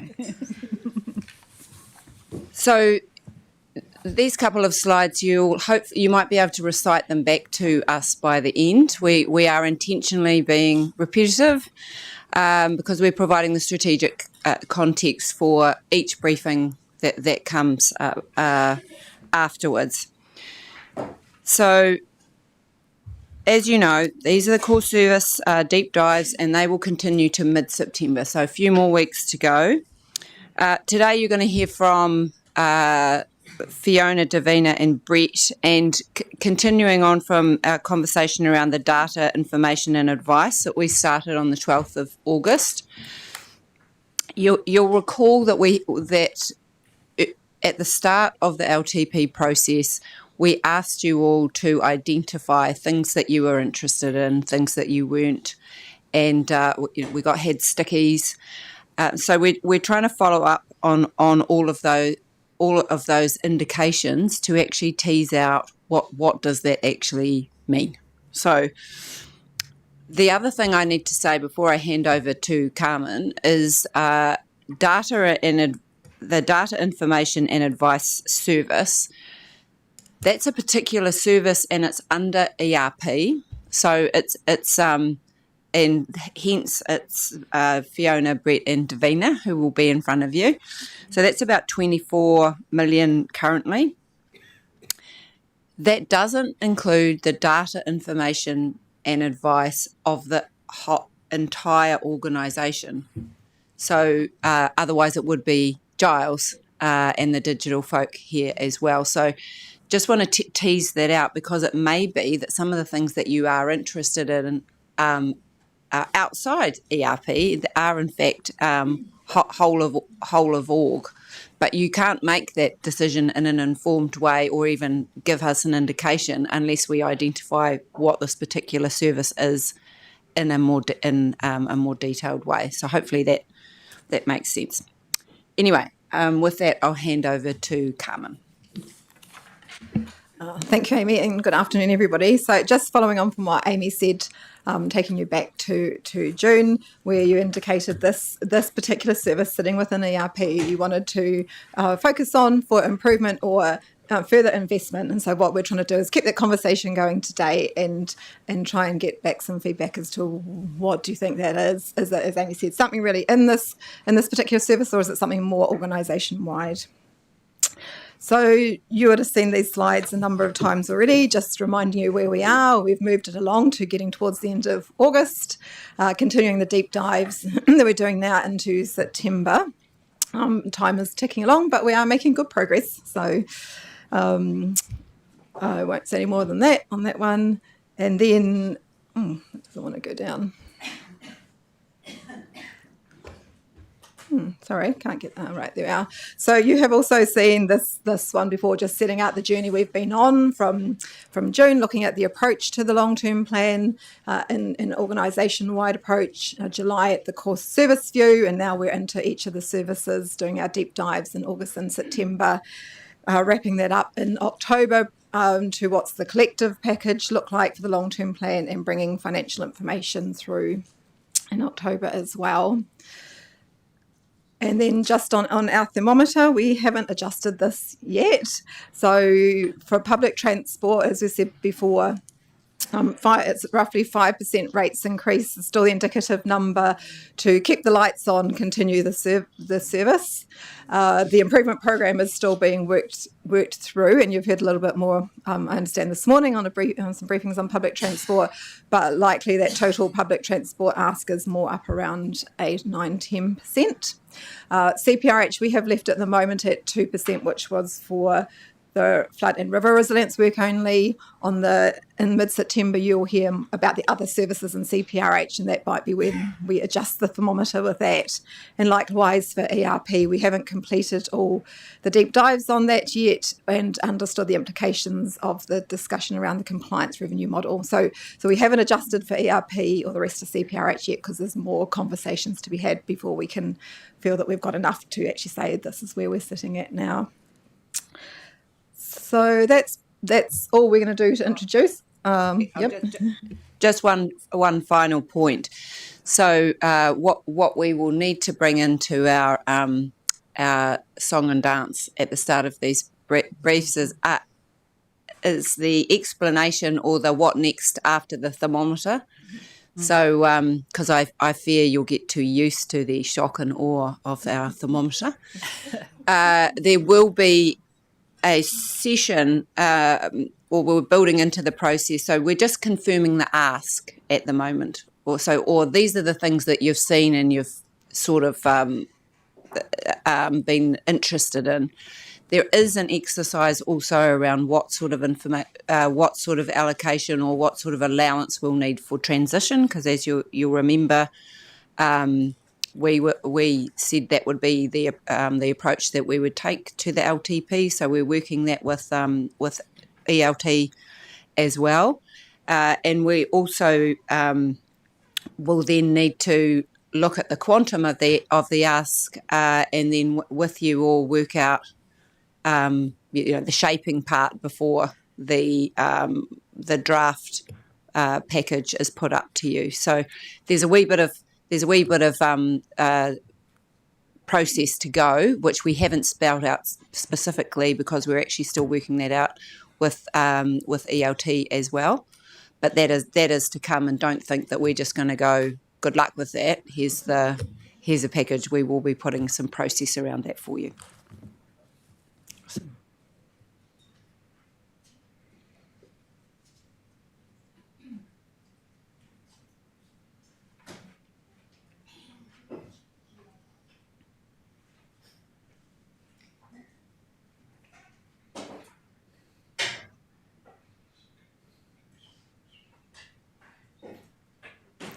Welcome, team. Thank you. Oh, kia ora koutou. And thanks to Amy and Carmen for the scene setting there. I'm just going to add a couple of words here before we get into the detail. But as Amy and Carmen have pointed out, this presentation today follows our briefing earlier this month where we presented an overview of our monitoring program. So that was a bit of a deeper dive into our monitoring program to show you how it underpins our provision of information and advice to inform decision making. But today we're going more broadly into the data, information and advice service that sits within ERP. This is largely focused on science data, science information and science advice. Of course, across the organisation, we have a wealth of data. We have data through consents, compliance, through our digital solutions folks. So there is a much broader organisational context here, but for today, we are focused on this specific service within ERP. And I guess in the context of any future LTP decisions, it's important to understand that any investment in this service would also require investment in the digital foundations that underpin it. So it is that broader organisational context. For clarity, we're not seeking any decisions today, and our focus really is about providing context. So giving you some greater insights into the service and why it matters, as well as providing some context about the environment that we're operating within. Brett's here as the ERP director. Did you want to say anything, Brett, before Davina jumps in? Yeah, perhaps what I would say is, although this does sit in the ERP core service, this provides data, information and advice across the core services. Not so much public transport, but community preparedness and response to hazards, definitely. So as you consider this, it's worth considering it is across both of those large core services. Thank you. And bringing you back to our strategic direction, you'll see that on the right-hand side, the strategic priority that talks about coherent and accessible data and services that support readiness for reform. The service is fairly and squarely aligned there, but it also touches on our the support that we provide to inform effective catchment-based management, as well as efficient delivery of our core statutory requirements. So it's right across those strategic priorities. And I'm going to pass over now to Davina to take you deeper into the service. Kia ora, councillors. Thanks, Fiona and Brett. And apologies for, I just managed to grow a frog in my throat this morning, so apologies for clearing my throat a million times as we go through this. I'll do my very best. So just briefly what this service actually provides, there's a lot in it. It really covers the full pathway from our environmental observations that we do in the field, which I've already talked to you about, right through to our advice and decisions. And it's really important that we recognise that our people make the difference here because they provide that expertise across all of those areas, ensuring that our service enables that evidence-based decision-making that we all recognise is so important. So we're supporting council decision-making by monitoring the environment, collecting and interpreting environmental data, and then turning that data into trusted insights and advice. We're working alongside Ngāi Tahu and Papatipu Runanga. We're combining scientific knowledge and mātauranga Māori to build understanding of environmental change. So by making our information accessible and providing that expert advice, we are helping council and our communities to make well-informed decisions for Canterbury's future. And has already been mentioned, the total budgetary amount for this service is $24 million, service from ERP, but recognising that there are many, many other aspects to this work that sit outside of ERP, and Fiona's already talked a little bit about those as well. Now, this slide just sort of shows you what this service actually supports. It's very broad. It's much wider than many of us realise across both core services of community preparedness and response to hazards, as well as ERP. It isn't really a standalone activity as such. It's a shared foundation that underpins all of our regulatory functions, our hazard response, and the decisions of councillors, partners, and the wider community alike. Now, I'll be using these terms, data and information, quite a bit throughout this presentation, so I just wanted to quickly explain what I mean by those two things. So data are the raw observations, the measurements, such as, for example, a nitrate concentration in a groundwater well, the water level of a river, or an amount of rainfall recorded at a site. Whereas information is data that have been organised, analysed, and interpreted to answer a question. So, for example, that might be a river health trend report or a flood forecast, swimming water quality assessment, and insights in how the Canterbury environment is changing over time. And our advice is applying that information across all of our decisions. So this service covers all three aspects of those things. So Environment Canterbury is a custodian of a significant amount of environmental information asset that's been built over generations, and that's been through sustained monitoring, careful data management, and trusted partnerships. Our monitoring programs have evolved over decades, creating a long-term environmental record for the region. And some of these data have a very deep historical context. For example, you'll see there on the left that our earliest groundwater level measurement was taken at the Canterbury Museum in 1894. So some of our information also predates that, and it sits with our Runanga partners, including historic sources such as the black maps and survey plans of the Canterbury Land District that were created from about 1848 through to 1870. So this past investment in this data still has value today, and that information that's been collected generations ago still informs decisions today. It's really important that we recognise how important those long-term records actually are, because environmental change is often only visible over decades. Our long-term records reveal trends that short-term data cannot show us, and information collected today may help us answer questions in the future. Once it's lost, the environmental data cannot be recreated, so its value really sits in its continuity, its consistency, and its care over time.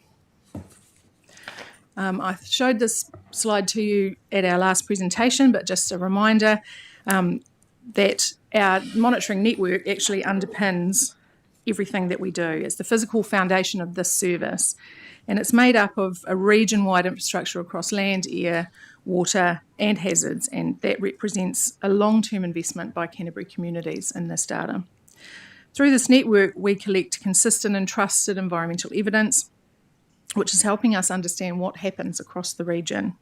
And that evidence then supports a wide range of downstream use, from advice and reporting through to regulatory decisions, hazard responses, and community access to information. And that's what I'm going to dive into in a little bit more detail. This just shows how our environmental monitoring has evolved over time, and science is continuously adapting to new technologies and changing expectations. So this change isn't new to us, but the pace of change is accelerating. Our monitoring right back in the 1950s was very manual, paper records, limited access to connected real-time information. Over time, we've added more sites, we have better equipment, we have digital systems, we have telemetry, modelling, and visualisation tools. So that's made our environmental information easier to access, it's easier to analyse and share, and has strengthened the advice that we provide. Excuse me. Looking ahead, we know that there will be increasing use of new tools such as AI. We'll be using remote sensing, drones, things to help us see more, understand more, and support more decisions. So I couldn't give you a presentation on data without giving you some data.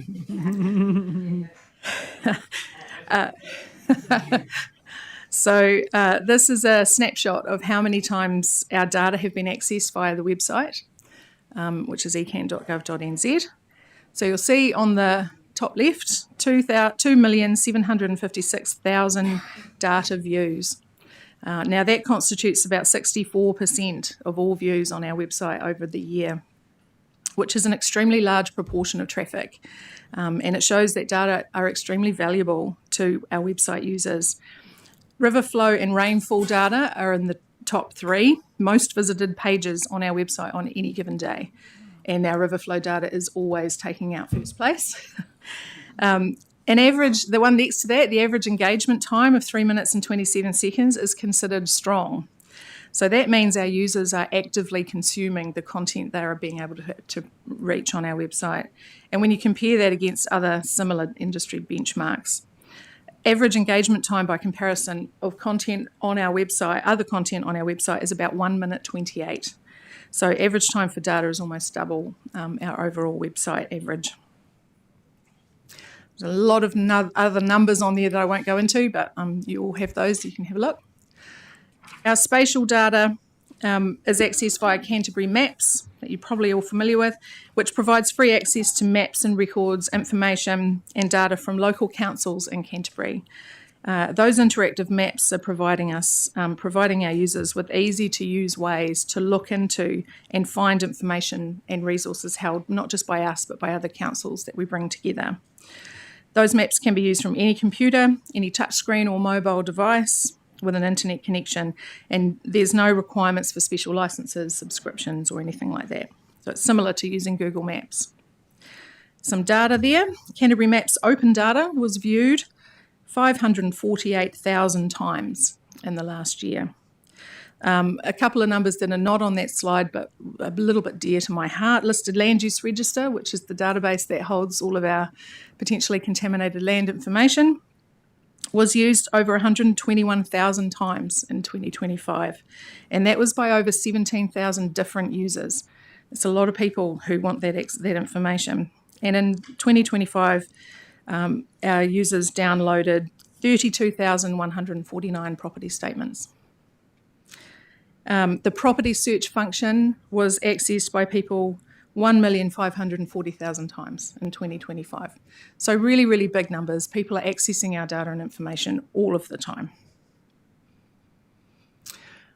And a graph. Wouldn't be a presentation on data without a graph. So this graph is talking about the information that we hold being actively used in our day-to-day decision-making throughout the organisation. In the science group, we're providing expert advice that supports lots of our organisational functions, including advice to consents. So what this graph shows is that we responded to over 1,700 requests for science advice to consents last year. That's 8,324 hours of advice to support our consenting function. And the requests we receive are getting more and more complex. So the number of hours we spend on them is increasing, even if the number of requests doesn't increase. That can go from a simple consent that may take us half an hour right through to weeks spent at a consent hearing.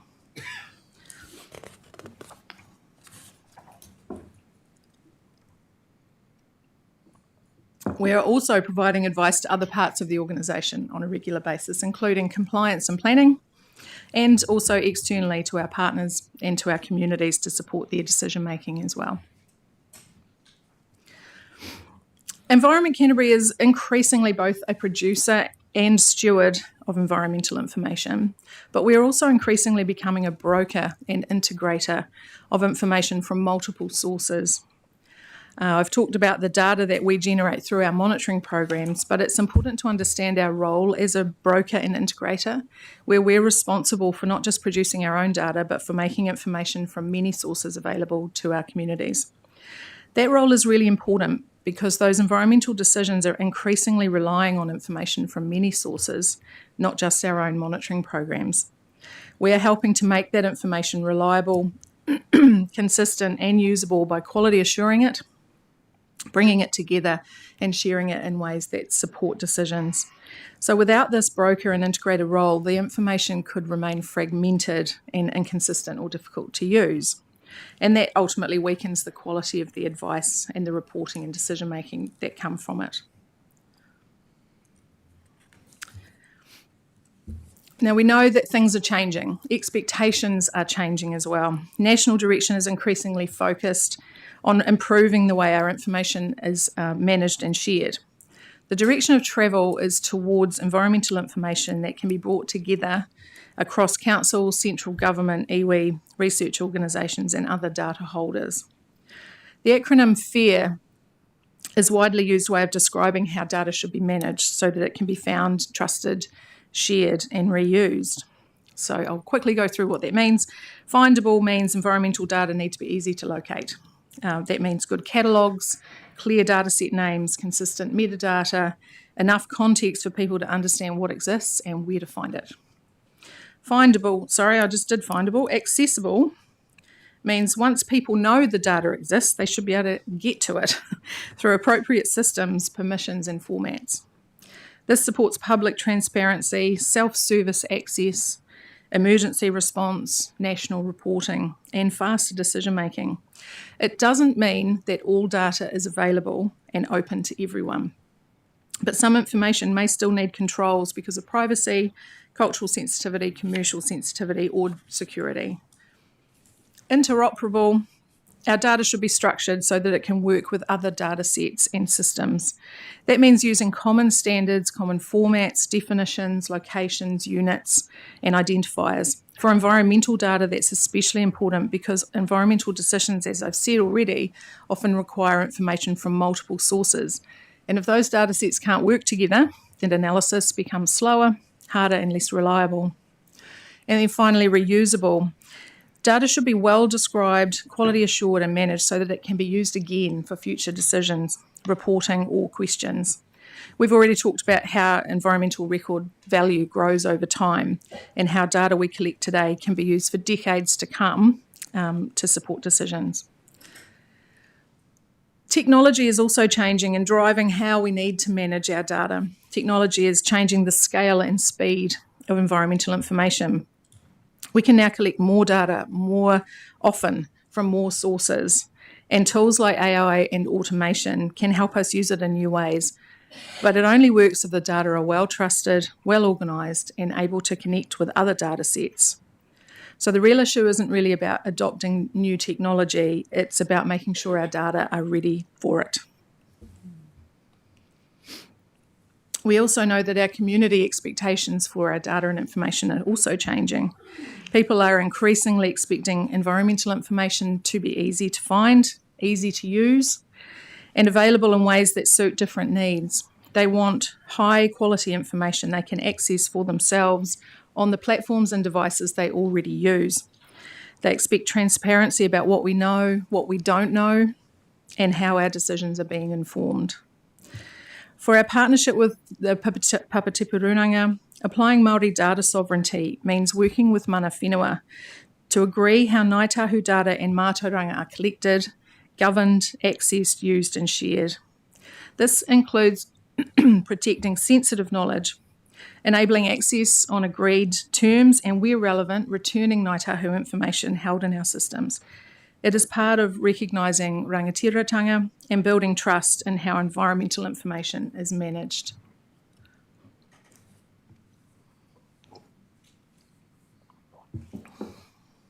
So even though we know there is an awful lot of uncertainty about the final shape of the reform and future delivery arrangements, the direction of travel is clear.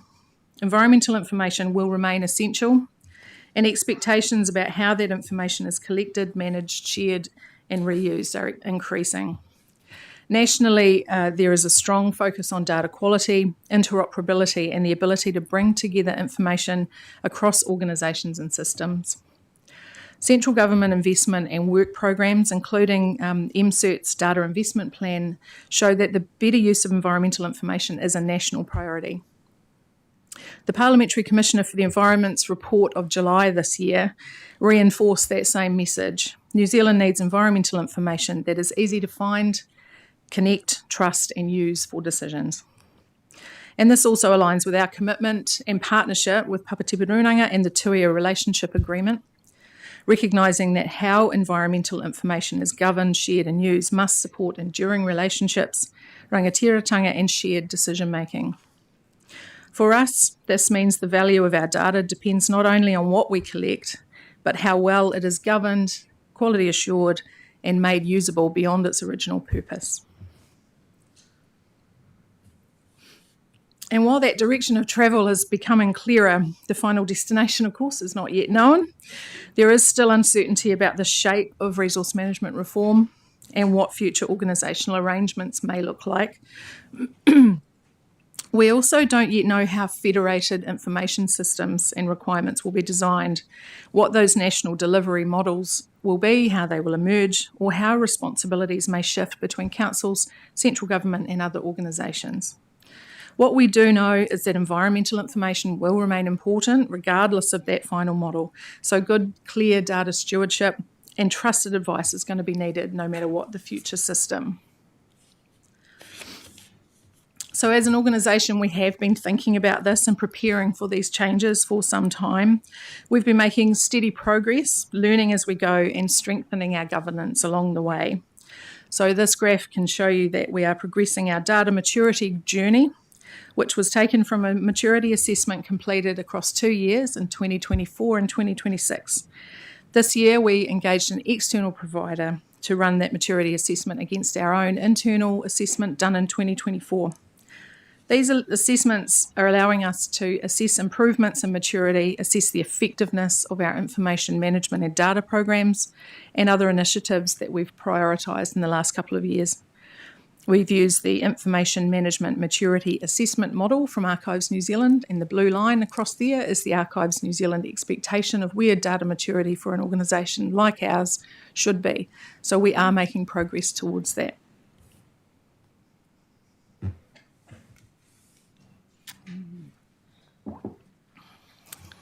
While we don't know exactly what the final decisions around that future local government will look like, we are looking at how we can have, how we can have our data in a transition-ready state.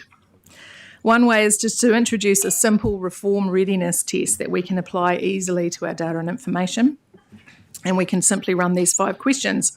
Do we know what we hold? Is the ownership clear? Can it be found, trusted and transferred? Does it reduce legal, privacy and records risk? Could a future entity rely on it? And basically, if the answer is no, then the required work to fix it becomes a priority. It's important that this work is done alongside our mana whenua partners. The PCE report that I already mentioned noted that having a better understanding and resolving issues relating to Māori data, management rights and responsibilities are foundational challenges in developing a more trusted and connected environmental information system. These aspects need to be considered by Council in collaboration with our partners, including issues relating to Māori data sovereignty, Māori data governance and repatriation of Māori data. So what is already underway? We're already investing in foundations that support future readiness. We're not waiting for the reforms to land before acting where we know we have to. In 2024, we established the Data and Information Management Forum, which is made up of staff from across the organisation whose role is to provide strategic direction and oversight for our data and information governance. Through this forum, we're driving improvements and initiatives that enable best practice stewardship of organisational data, including the data maturity assessments that I just mentioned. On the public-facing side, through public platforms such as Canterbury Maps and Lawa, we continue to make our information easily accessible. And as I've already talked about, our environmental monitoring practices continue to modernise through increasing use of telemetry and real-time sensors that have replaced a lot of our manual collection, and also with automated quality assurance that sits behind it. Alongside monitoring hardware, we're modernising the systems that hold and move our data. So that's for the databases, storage, integration, collaboration tools that staff use day to day in their work. This is the less visible side of our work, but it's the part that determines whether our information can actually be found, shared and relied on. The platform work also carries the interoperability and data standards requirements that are coming through from government reform. Modern platforms are what let us plug into national and federated data sets rather than building one-off connections every time. It's the same investment that makes our data transfer ready. If our assets need to move to a new or reshaped entity, well-structured platforms with clear metadata are the difference between a clean handover and years of untangling. And of course, all of this work is done alongside our Papatipu Rūranga partners under the Turia Relationship Agreement, particularly around the data governance. So we are preparing ourselves for a future where environmental information may need to move, connect and be relied on in different ways. Structural change could mean that data and information assets need to transfer to new or reshaped entities, so they need to be well organised, clearly owned, properly described and understood by whoever may need them next. At the same time, expectations are changing. People want access to environmental information directly in open and machine-readable formats rather than waiting for static reports. The information we provide needs to remain trusted, auditable and defensible, particularly where it's supporting consenting, compliance, hearings and regulatory decisions. Technology is adding another layer of change. AI, analytics, sensors, remote sensing, satellite monitoring, they're all increasing the volume and speed of data. Those tools create opportunities, but they do also place pressures on storage, processing, quality, assurance, metadata, and data provenance. So those same foundations that make our data ready for AI also make it ready for transfer, integration, and reuse. This also comes with it new assurance expectations. If AI or analytics are used to inform regulatory decisions, then we need clear rules about transparency, explainability and validation before outputs can be used. Māori data sovereignty remains central to this work. Governance, consent and repatriation need to be worked through with our mana whenua partners, including how Māori data are used in models, platforms and future information systems. Through all of this, we need to maintain the long-term records, partnerships, platforms and skilled people that make this service work. These are the capabilities that take time to build and are difficult to replace if they're lost.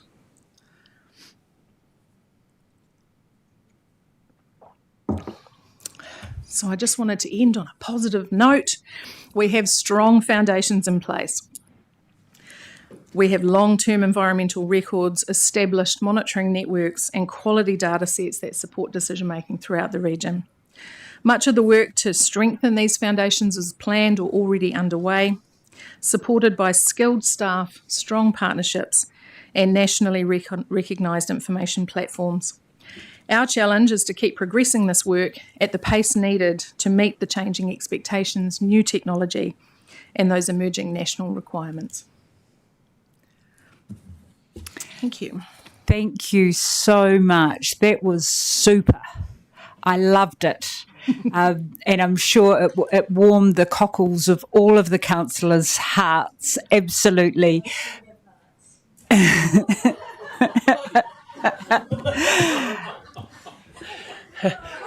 mean, who were you referring to, Councillor Campbell? My heart's somewhere else, but I still have one. Information is so important. Without it, we're just jiggly bodies wandering around in a big building. So it gives us purpose and direction, and a number of councillors have questions. I'll start with Councillor Faulkner. Thank you for that. I've got about 10 questions and I'll try and put it coherently into one. The Commissioner for the Environment, Simon Upton, has reported in regards to environmental information being collated and coherently into some accessible form that we can use in the future. So I'm thinking of that.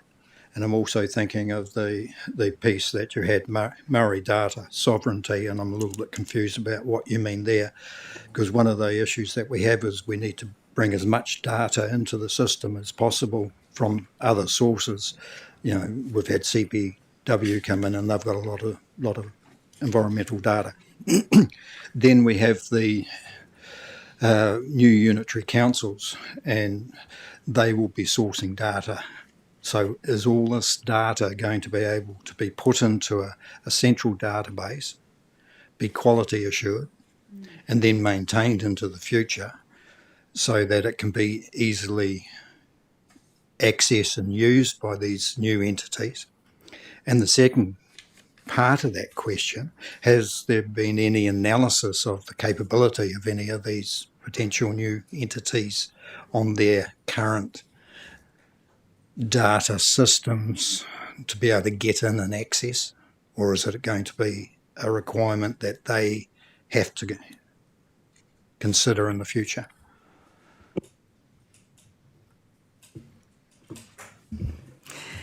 Thank you for that question. So with regards to all of those different data sources being brought together, one of the things that the PCE report recommended and that has been discussed by central government as well is the option of federated data.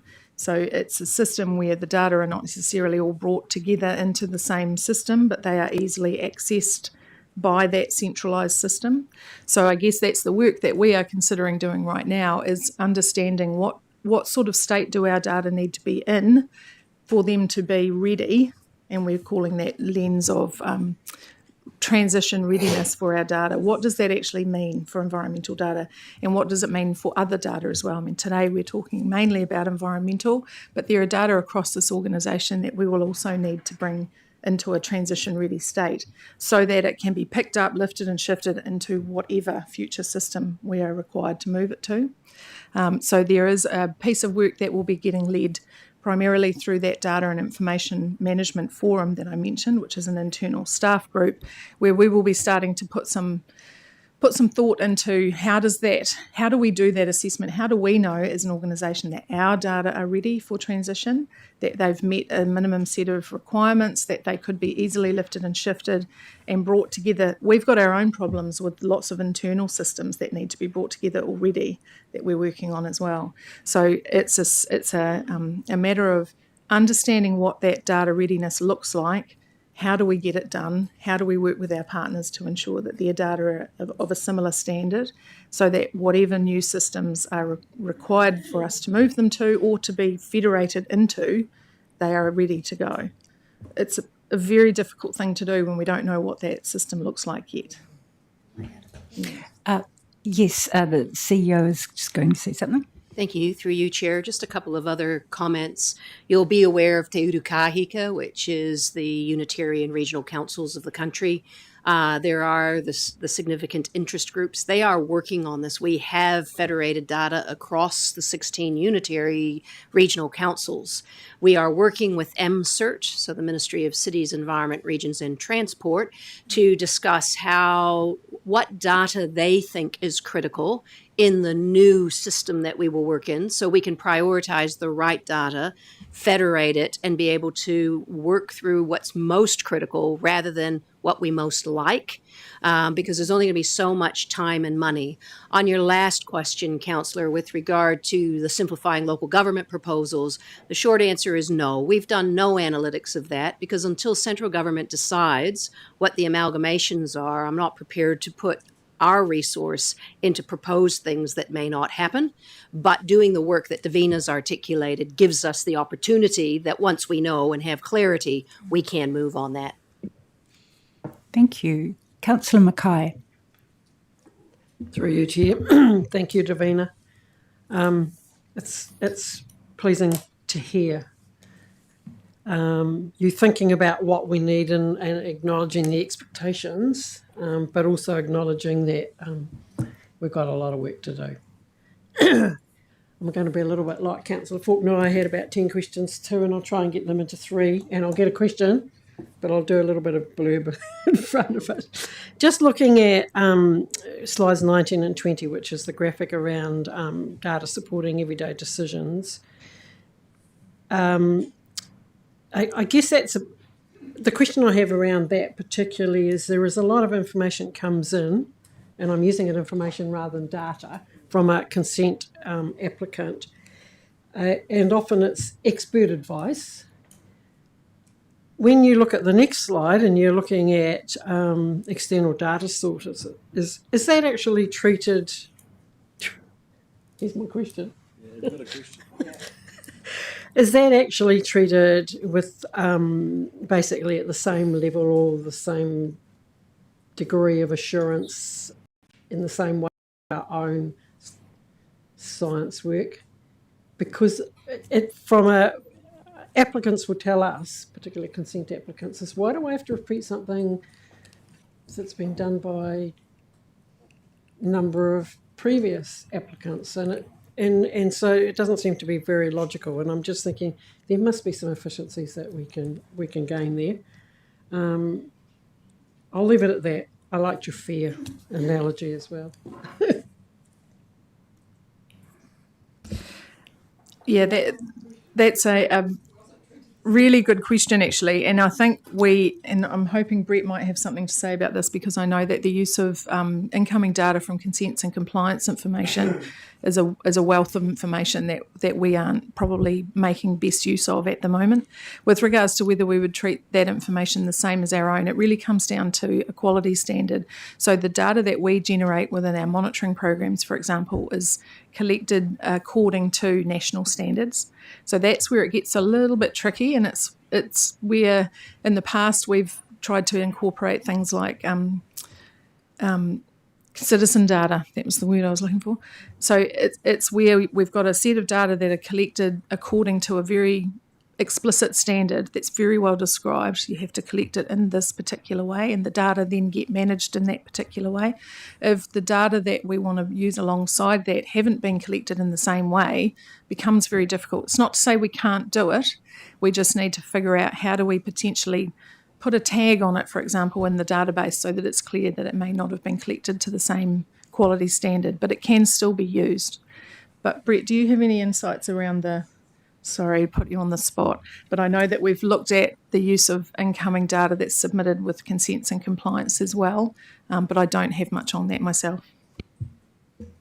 No, I don't have anything to add other than it is information and data that's coming in, and we should be considering really seriously how we use it and how we tag it. You probably need to give more consideration to it.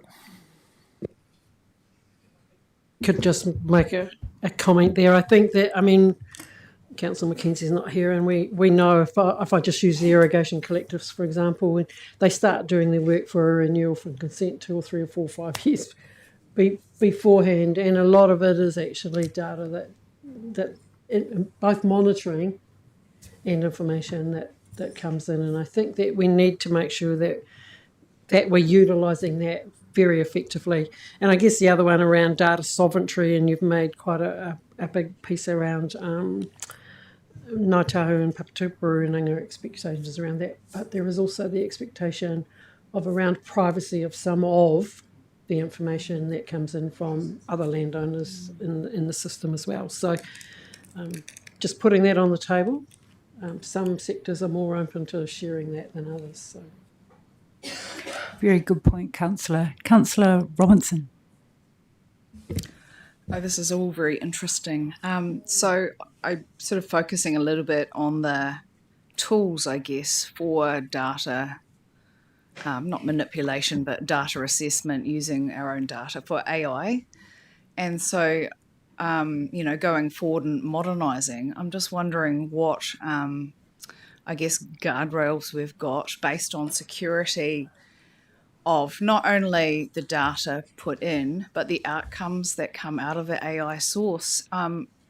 Just more and more I have read, and it comes up under the ethical concern in the International AI Safety Report, how different various models that have global support by different entities or political agenda manipulates outcomes in the questioning and the data that comes out. So my question would be, what protections have we got now, without even looking in the future, that protects some of the outcomes, and how do we, I guess, challenge internally some of the outcomes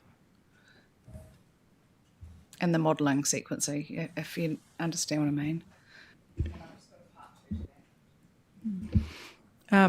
It's unfortunate that our Chief Digital Officer isn't here, because he would be able to tell you very quickly what things we're putting in place. But we have got, this is an evolving world of putting in place guardrails around the use of AI.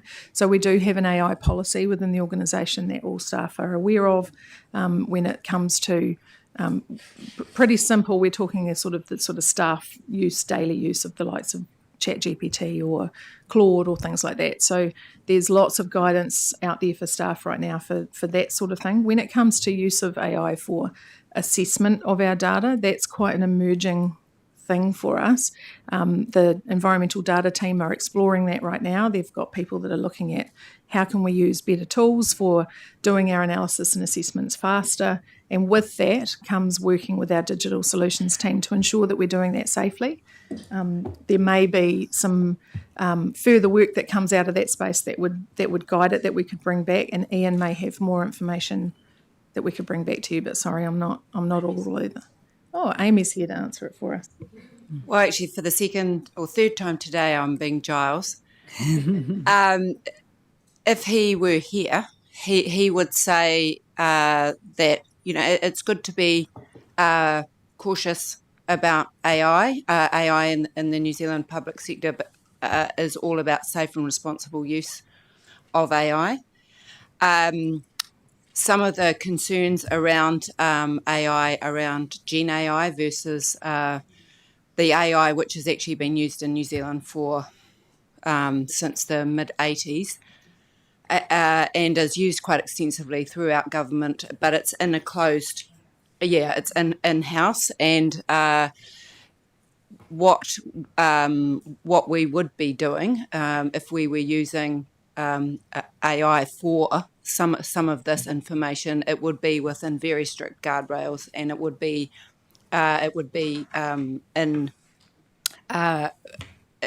in a closed loop system. So you're not training anyone else's model. It's not an open source. The things that Giles has been talking to ELT about with AI, we're looking at our cybersecurity. We're looking at our guardrails. We have been working with an external organisation to assess where we're at and identify the steps that we would take if we were going to proceed. So it is a safe and responsible use. No, thanks for that. There's a different sort of learning, education, corporate, non-learning outside the scope of the business type thing. But then there's the other, and I guess it's the other, and even like the likes of chat and other models that use the intelligence, I guess, of some of our concerning counterparts in a global sort of geopolitical space. That's my main concern. I've seen a lot of changes in the last, few weeks when you test it. And just as long as we're on top of that, it just really concerns me going forward for, I guess, the outputs as opposed to what you put in. I don't question that at all. I think given that we're a science-based organisation, if we were using some of the AI tools, we would not be using open source in that way. And also that either you've got a set rule of assessment, so those are some of the things that put in place by IRD, for example, and MSD are using those things. It's probably, if we ever did have those in the future, it would be at a very low level. The key thing would be there's always human in the loop as well for the assessment and the assurance about that they're not where there's a possibility of hallucination. We would not, we would have a human in the loop, and these are scientists, so they would be double checking their information. Thank you, Councillor Scott. Thank you. I've got two reasonably short questions. The first one is that you made a number of references when you were speaking about our internal systems not actually lining up. Have we got any idea when that will happen? That's something that we're working on right now, and the plan is that we would have them lined up as much as they would need to be lined up in order to be transition ready by June 2028. That may happen sooner. We're doing lots of work on that right now. Thank you for that. And my second question is... Sorry, Councillor, to interrupt. Just so you know, no one in the country has done that. And so just setting our benchmark, this is a issue across the whole country, not just in this regional council. It's true of every council and central government, and that's why if we can align these things better, we should do so. Sorry to interrupt. Opportunity to be a leader then, Stephanie, to get that sorted. Me, I love this. Yes, well, there we go. And my other question is this, is that the purpose and overview of this session was what is data, information and advice services. So you've got to have the quality of the data to inquire on it, to provide advice. Most of our advice, or most of the ability to provide advice, is through our internet services. What do you call them? Our website providers. No, our webpage. Yeah, and we were told this morning when Sarah made the point that she couldn't find stuff on our website. That's the right one. Sorry for the dementia moment.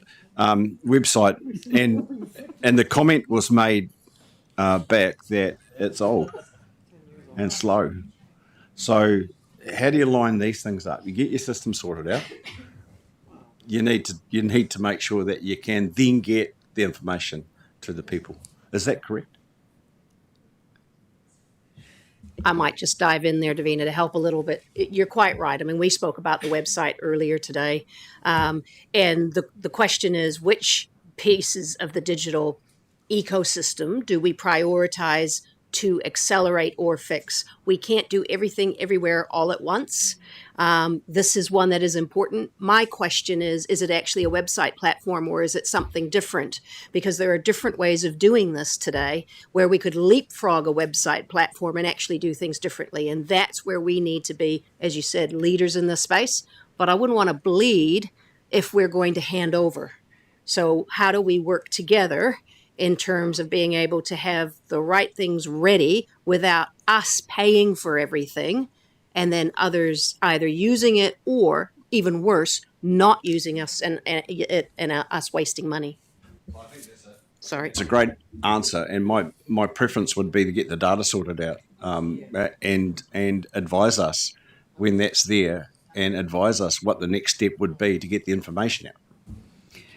Thank you, Councillor Scott. Councillor Gerard. Through you, Chair. I've got one little question and a bigger question. It's all right. So my little question is the data, this here. We do collect other data as well, like ecology and that sort of thing. So the water is just an example. Is that right? Yeah, that shows the monitoring sites that we have locations for that we repeat visit.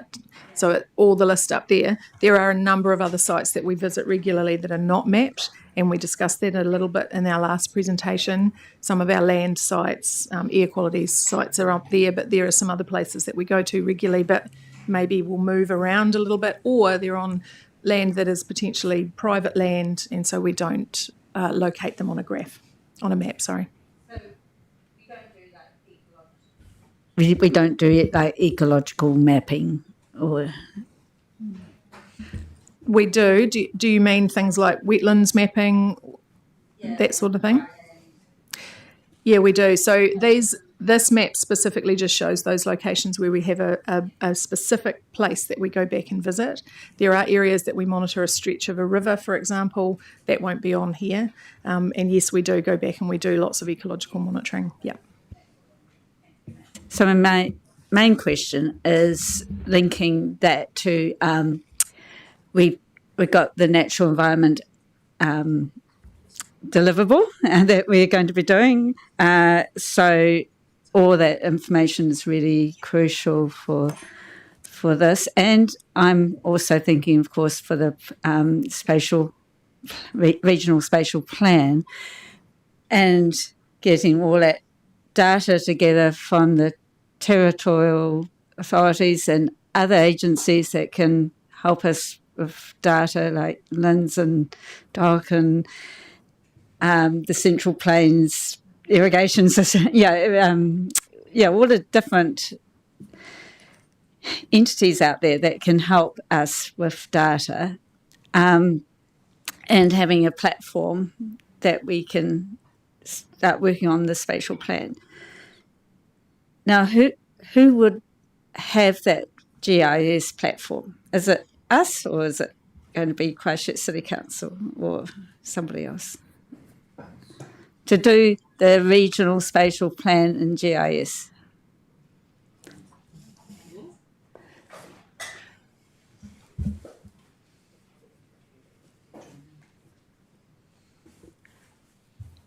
Those are very good questions. Hence, our briefing, our decision paper, and the briefing, over the last 2 weeks, and the ones that are to come.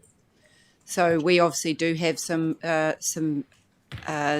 GIS layers, a lot of that and information. This is not our first rodeo in terms of planning, and we are set up to do these things.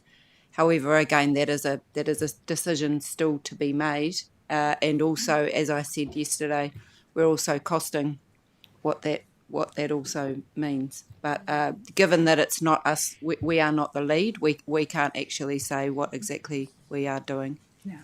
We are responsible for an entire chapter. So obviously, and that is decided. That's in the legislation. So. But yes, still, these are all really good questions. And Chair Swiggs is. Can I just add to that? Just that could we, as Stephanie was just alluding to before, could we actually set up something that is that for all the councils to be able to use? I think I might be able to help here.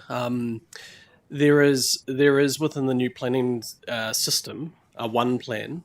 The Ministry for Cities, MCIT, is developing that platform. Now that is kind of what you're talking about. So there is that happening over here, and there is a lot of there's no point in potentially duplicating efforts that central government has put aside a couple of $100 million to develop. So there is a number of layers happening here in terms of how we also interface with the changing legislation and enabling our data to be able to feed into that very easily as well, because I think that's going to be where we need to be advocating for funding, because some of our money, or some of our data won't easily fit into that. So we need to then spend money to make that happen, and I don't think ratepayers should be paying for that. So I don't know if you have anything else on that, Stephanie, but that I think we need to be thinking about what the national solution is looking like and how do we get the most out of that. So just to chime in, that yes, it's being referred to as e-planning at the moment, and the simple framework is kind of a narrative e-plan, but ultimately we want to be able to have the data like this. MCERT has gotten funding for the data platform. We do need to be working with them. Te Uru Kahika is. They're working with our technical experts to ask what is the core data needed, and we're asking what are the attributes you're going to put into your national direction, because that is actually the focus in the e-planning. And if the scrum call they're calling, or I'll call it an NFL football play, is tight, loose, tight. And so effectively they're going to tighten the call up the top. In other words, there's going to be some clear direction here. They'll be loose across the regional spatial planning. That's your local bit that you can control. And then tight back here in terms of decision making. So consenting is cleaner and easier, as is monitoring. It's going to take us a little bit, but the e-planning is the starting point. Just to add to that, if I may, so as Stephanie said, we've got people and Te Uru Kahika working with MCERT. The advice from them is not at the moment to invest in infrastructure, that we will get a central direction. But it's a no regrets of actually having conversations about our data and being tidy. But they were, other than that, that was a head shake. Thank you. 10 seconds. Yes, Dion. So can we have input in the attributes? As a spatial planner, I'm thinking, I know what I want on there. Is there... I don't know the answer to that. I think we need to we're going to get a brief. We will be getting a briefing on those national direction stuff that just came out. I think that leave that question to that, because that's where we might be able to do some asking. Thank you, Councillor Campbell. Thank you for being so patient. Hopefully this is a quick, easy one. So back on slide 25, just as someone who hasn't encountered these categories before, can you just briefly explain what beginning, progressing, managing, maturing, optimizing data actually means? I'm going to be 100% honest and say no, I can't, not off the top of my head. I would need someone who has actually been involved in this maturity assessment work to advise on that, and I can bring those details back to you. Thank you very much. Councillor Davis. I did read something about the e-planning, and something like 2029. Don't hold your breath, but it'll be expensive. On responding to change, I just want to know about the human part of that, because we're talking about modernizing our collection and the automated quality assurance. So what's an example of automated quality assurance?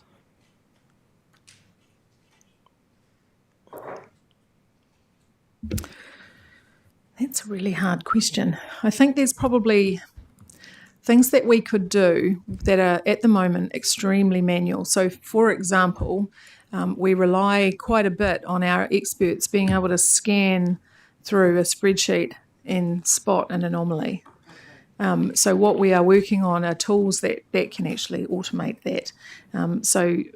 We have people in our data and insights team who are working on the use of tools where those anomalies can be picked up. It might be that the data are all there, so a regular sort of tool wouldn't pick it up, but it just looks wrong. So that's actually a really hard thing to build into a tool, is data are not missing. The data isn't zero. It just isn't right.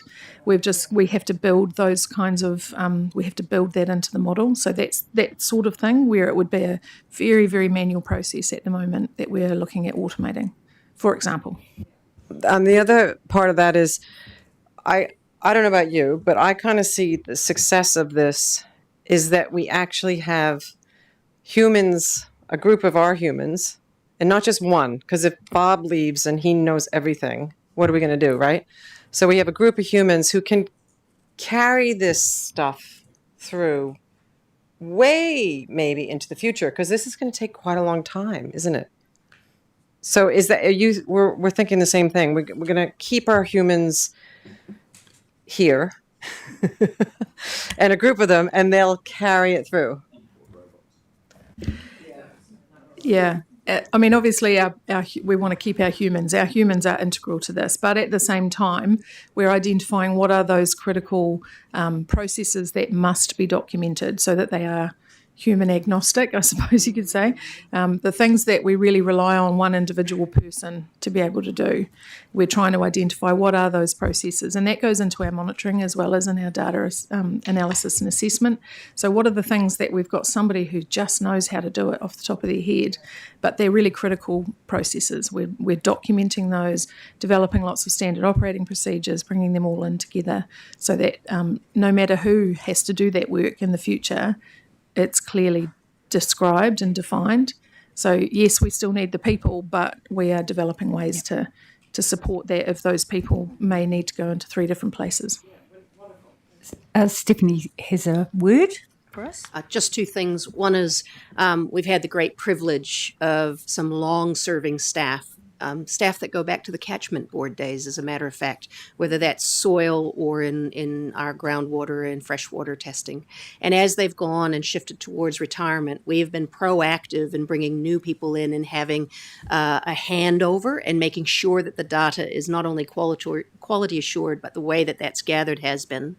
And the second piece, I guess, is one of the things we're really trying to achieve is to use humans in the right place for the right reasons and create efficiency and effectiveness through machine learning and AI and drones and the like, because there's a whole lot that we can do, and that could reduce cost and increase forecasting and efficiency and effectiveness. Thank you. Our penultimate question today comes from Councillor Ward. Well, my slightly older and wiser councillors to my right here have already asked my questions. So we're just hoping that the weather data's okay and we're going to get home. I've been watching. Okay, the last question from me. The Skittles map, how many... I love it. Well, it is. That's what it looks like. What is that how many sites are there in total if you counted them all up?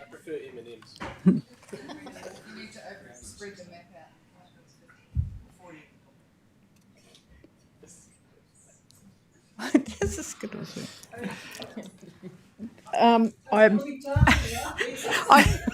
Numbers. On that map, I think from memory, and please tell me if I'm wrong, Meredith, who knows more than I do, I think there's about, is it 1,200 sites? Over 1,200 sites. So, and there's probably about 700 sites that are not shown on this map. That's really impressive. And my last thing was the $24 million there, getting data and then making it, turning it into information for use. How do I ask this? What's the conversion rate? So some of it will be, oh, that's interesting, and some will prompt something to happen, or a behaviour change, or a decision. Do you know that?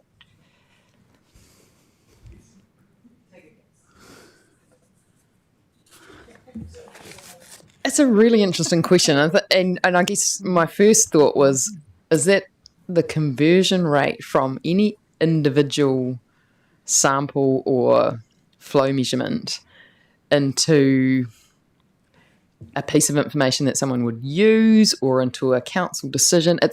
We'd have to really come up with some kind of quite nice equation to quantify a rate like that. But I think that what this now known as the Skittles map shows is that hopefully you like green Skittles as your favourite colour, favourite flavour, but this was really to give you a sense of the scale of essentially our environmental intelligence network. And as Davina said, there are a number of sites that for a variety of reasons are not shown here. It's really how we use these data as a collective. They're often not used in isolation. And so if you think about your conversion rate, there would be multiple pieces of data, multiple samples, individual numbers that come together to collectively inform a decision. Thank you, Brett. I'm so happy you've asked that question because it's been asked of me. It's a value for money question, and it's a difficult one. But I think in positioning our data, information, and advice as a valuable regional commodity, for want of a better term, the better we can answer that question, the better off we will be. And I think it would be surprising how valuable in dollar terms it is if we could monetize it. And just to add to that, Davina mentioned the website hit rates, but some years ago we did have a value placed on our hydrological data, and I think the number came out as something like $4 billion. But what does that really mean? It's almost an incomprehensible figure, and the value of data, as Davina has talked about today, really does increase over time. So we did think about, how we would bring that kind of figure in to this sort of presentation. But it's like, well, that's great, but what does it really mean? It's a big number. We're trying to signify that it is really important. There are a lot of factors that fed into the analysis that was done by an external consultant to come up with that figure. So, yeah, it gives you a sense of scale. Yes, Stephanie.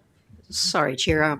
I have great enthusiasm for this topic, and the point around having the data valued was just happened to be when I was the Director of Science. We did it for two reasons.